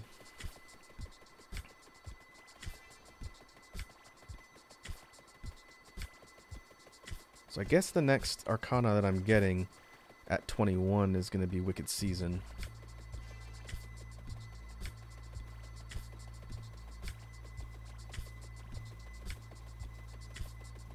I think we're pretty safe though. We hit an audible or idle state. We'll see. I'm gonna let this run play out for a bit and see how it goes. Okay, there's Corridor. Nice.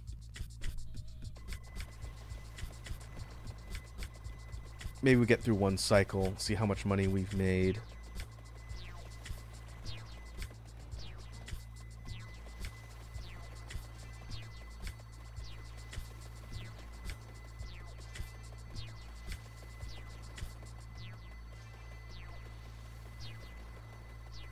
And we'll continue to get level ups on all the weapons, including the unupgraded guns.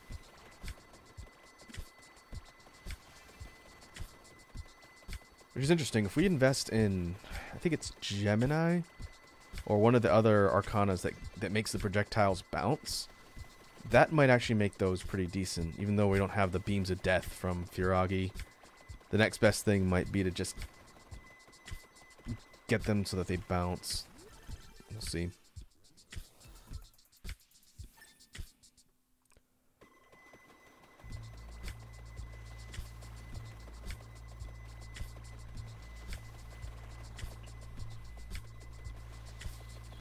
about 20 minutes for 190, 200,000. That's not bad considering the tree is not super upgraded as far as golden eggs go.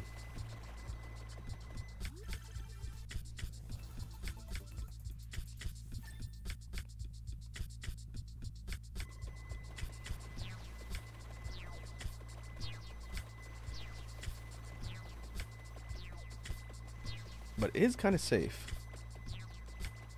I think the overall gold income will go up once we get Wicked Season.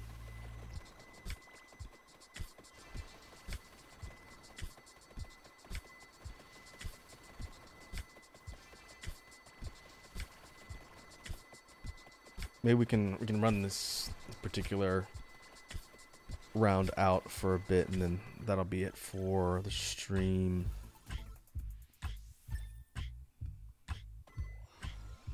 Okay. Now I've got to get somewhat lucky and roll Wicked Season.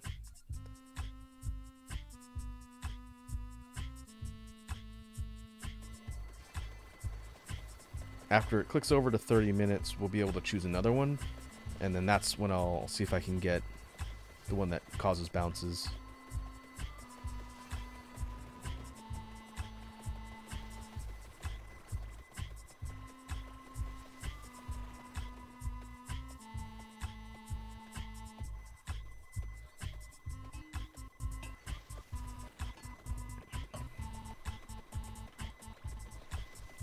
This is actually a much better run with the tree than I thought we were going to get. It's because movement speed is negative 38% still. With enough golden eggs, it'll eventually be down to flat 0, and then it'll move normally. But considering we didn't have the ability to outrun pretty much anything, it came down to being able to tank through it heals, I guess.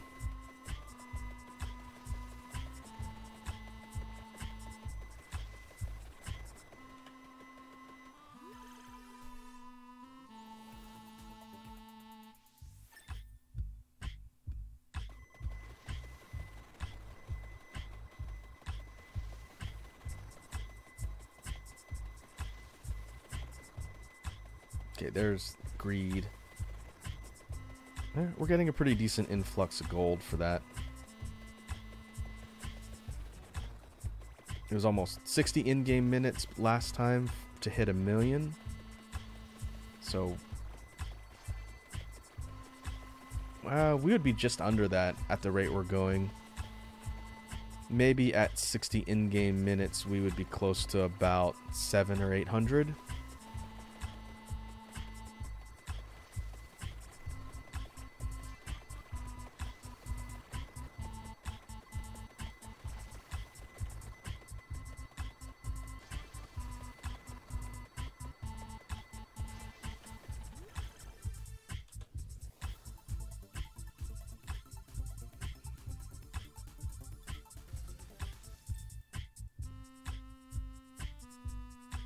How did I do that?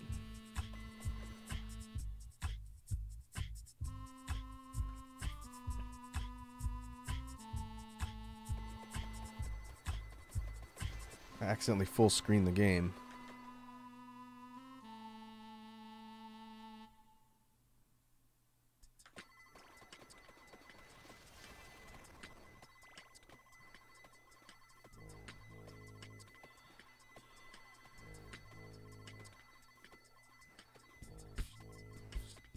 Huh.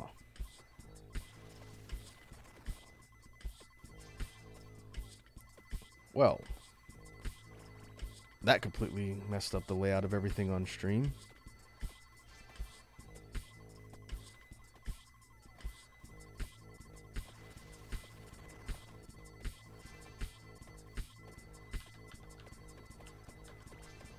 There we go.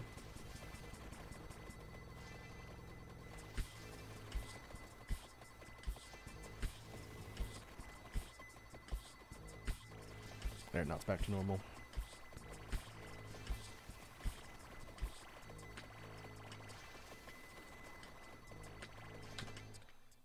take a look. Soul Eater, level 9. Guns are in the lead. We're really not getting optimal damage because the guns aren't upgraded.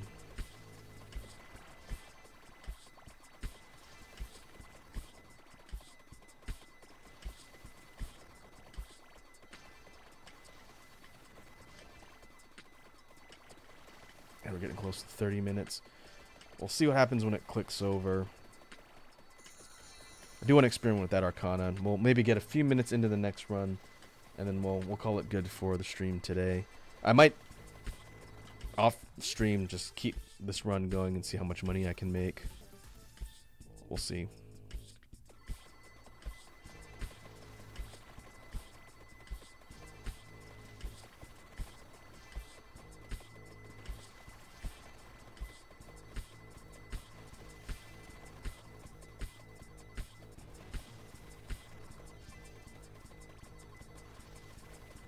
That bitrate go.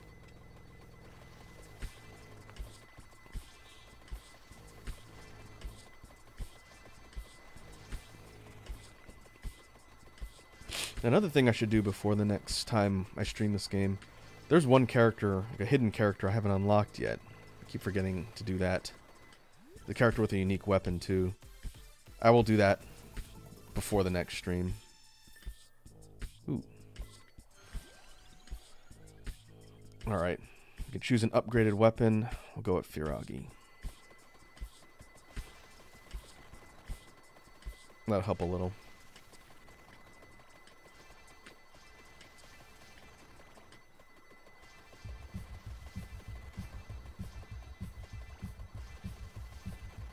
We're at level 200.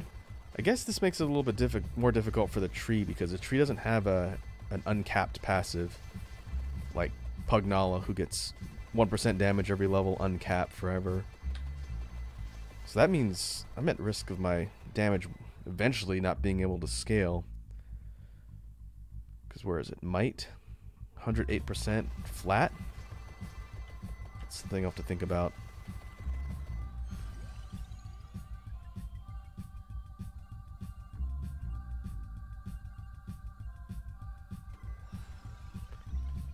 Okay. Is it? Gemini doubles certain weapons. This would work for the unupgraded guns and Firagi. But the one... which one was it? Iron Blue Will. This only affect the guns, but it'll make it so they bounce. That could be interesting.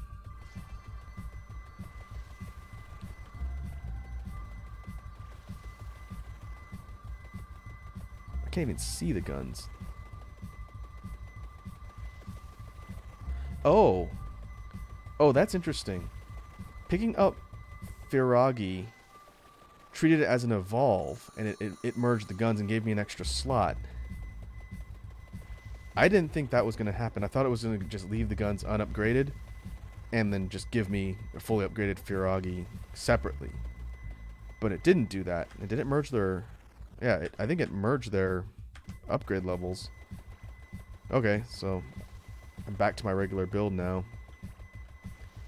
And I can get the fireworks as soon as I level up. That's interesting. So it treats it like an evolve.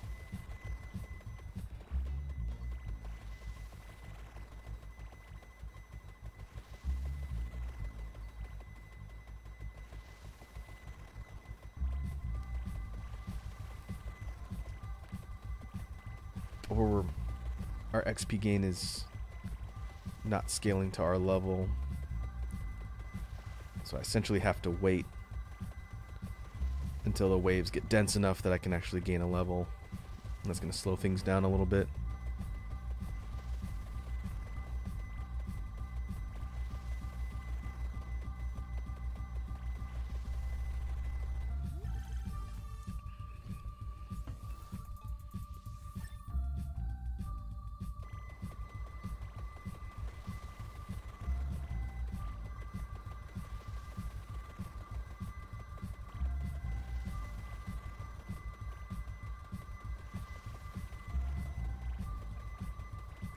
Worst comes to worst, I can always kill this run. We're at about 500,000. 34. I guess it's hard to tell. We'd be possibly on track to get close to 1 million at 60 in-game minutes. I'm not going to let this run go that long. But that is interesting. Suppose with base greed of 198% with the buff. Without the buff. Oh no. So it's 198 before the Wicked Season buff. That's not terrible. Without the mask, it would probably be 100 something. So with more golden eggs, if we can get our greed levels up, probably closer to on par.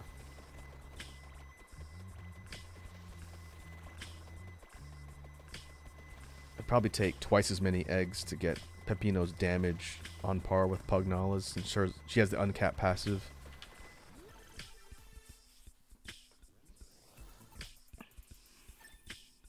That's something to think about.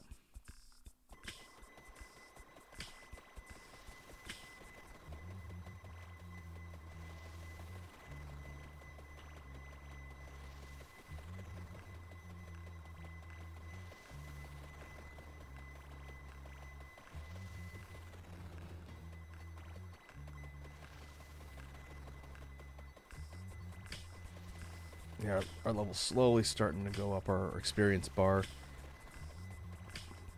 But we are not really getting significant experience for our level 237.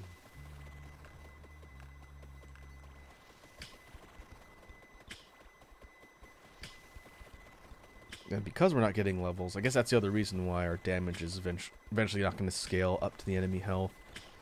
We would need to get to a point where we're gaining levels and upgrading limit breaks on all the weapons. Without that, we're essentially going to eventually be outpaced by the enemy waves.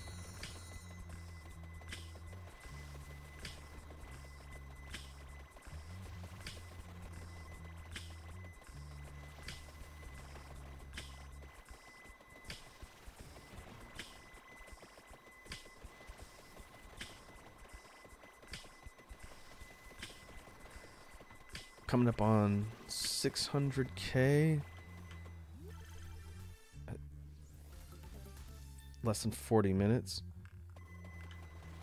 Huh. Okay. So technically we would be on par. At that rate, we might hit 1 million at 60. I will go ahead and kill the run at 40 minutes. I want to maybe sink some more upgrades into the tree and then try that again later.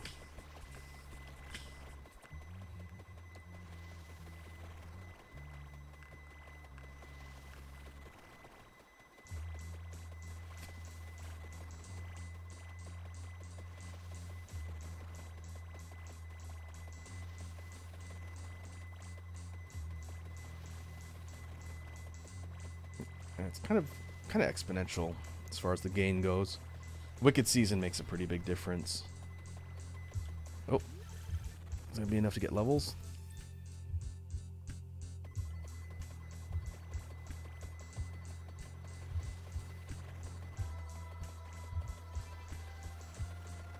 Oh, I think it's glitched out.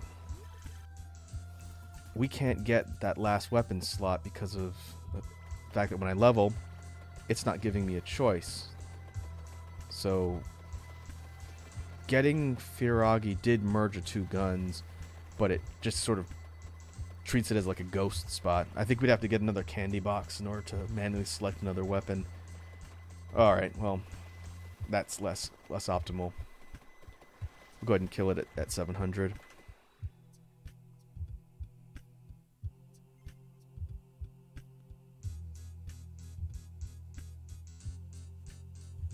Okay, so 41 minutes on Bone Zone. 239, that's pretty respectable. 701k. The tree's got, what was it, like 800? 922. Compared to Pugnala, who's at 12 something. Pretty close. Pretty close in upgrades. I might drop like another 1,500 and see where it rolls on the tree. We did knock down the move speed penalty by 3%. That's nice. Very interesting. Having a super powerful tree is really kind of a funny idea. Next time when we stream this, we'll see how the characters are developed. I'll do some more grinding.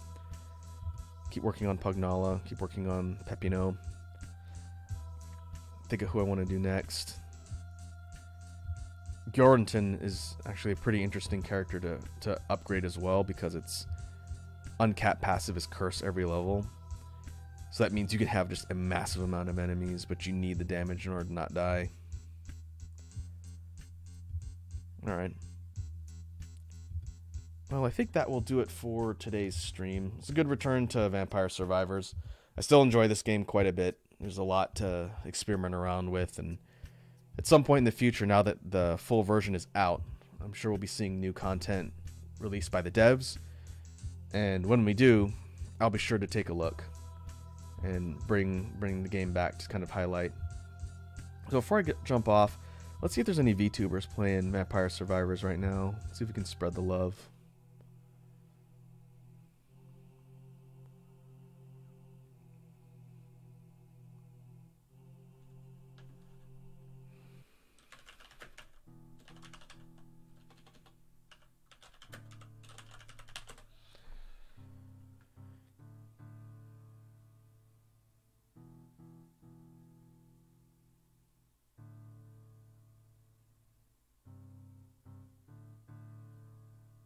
Let's see. I see someone. This person looks like a VTuber. Pankuda? Alright. We'll go raid them.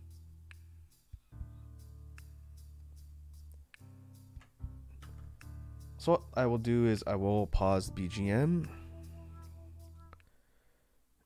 And we'll go to outro.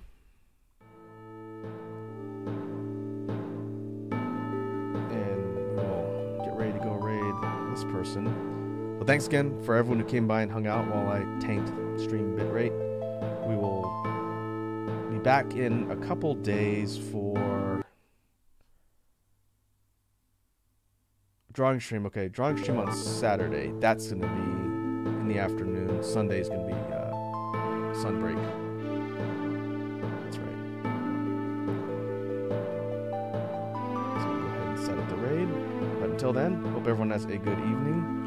And again, if you're celebrating Thanksgiving, have a good Thanksgiving. And I'll catch you folks in the next stream.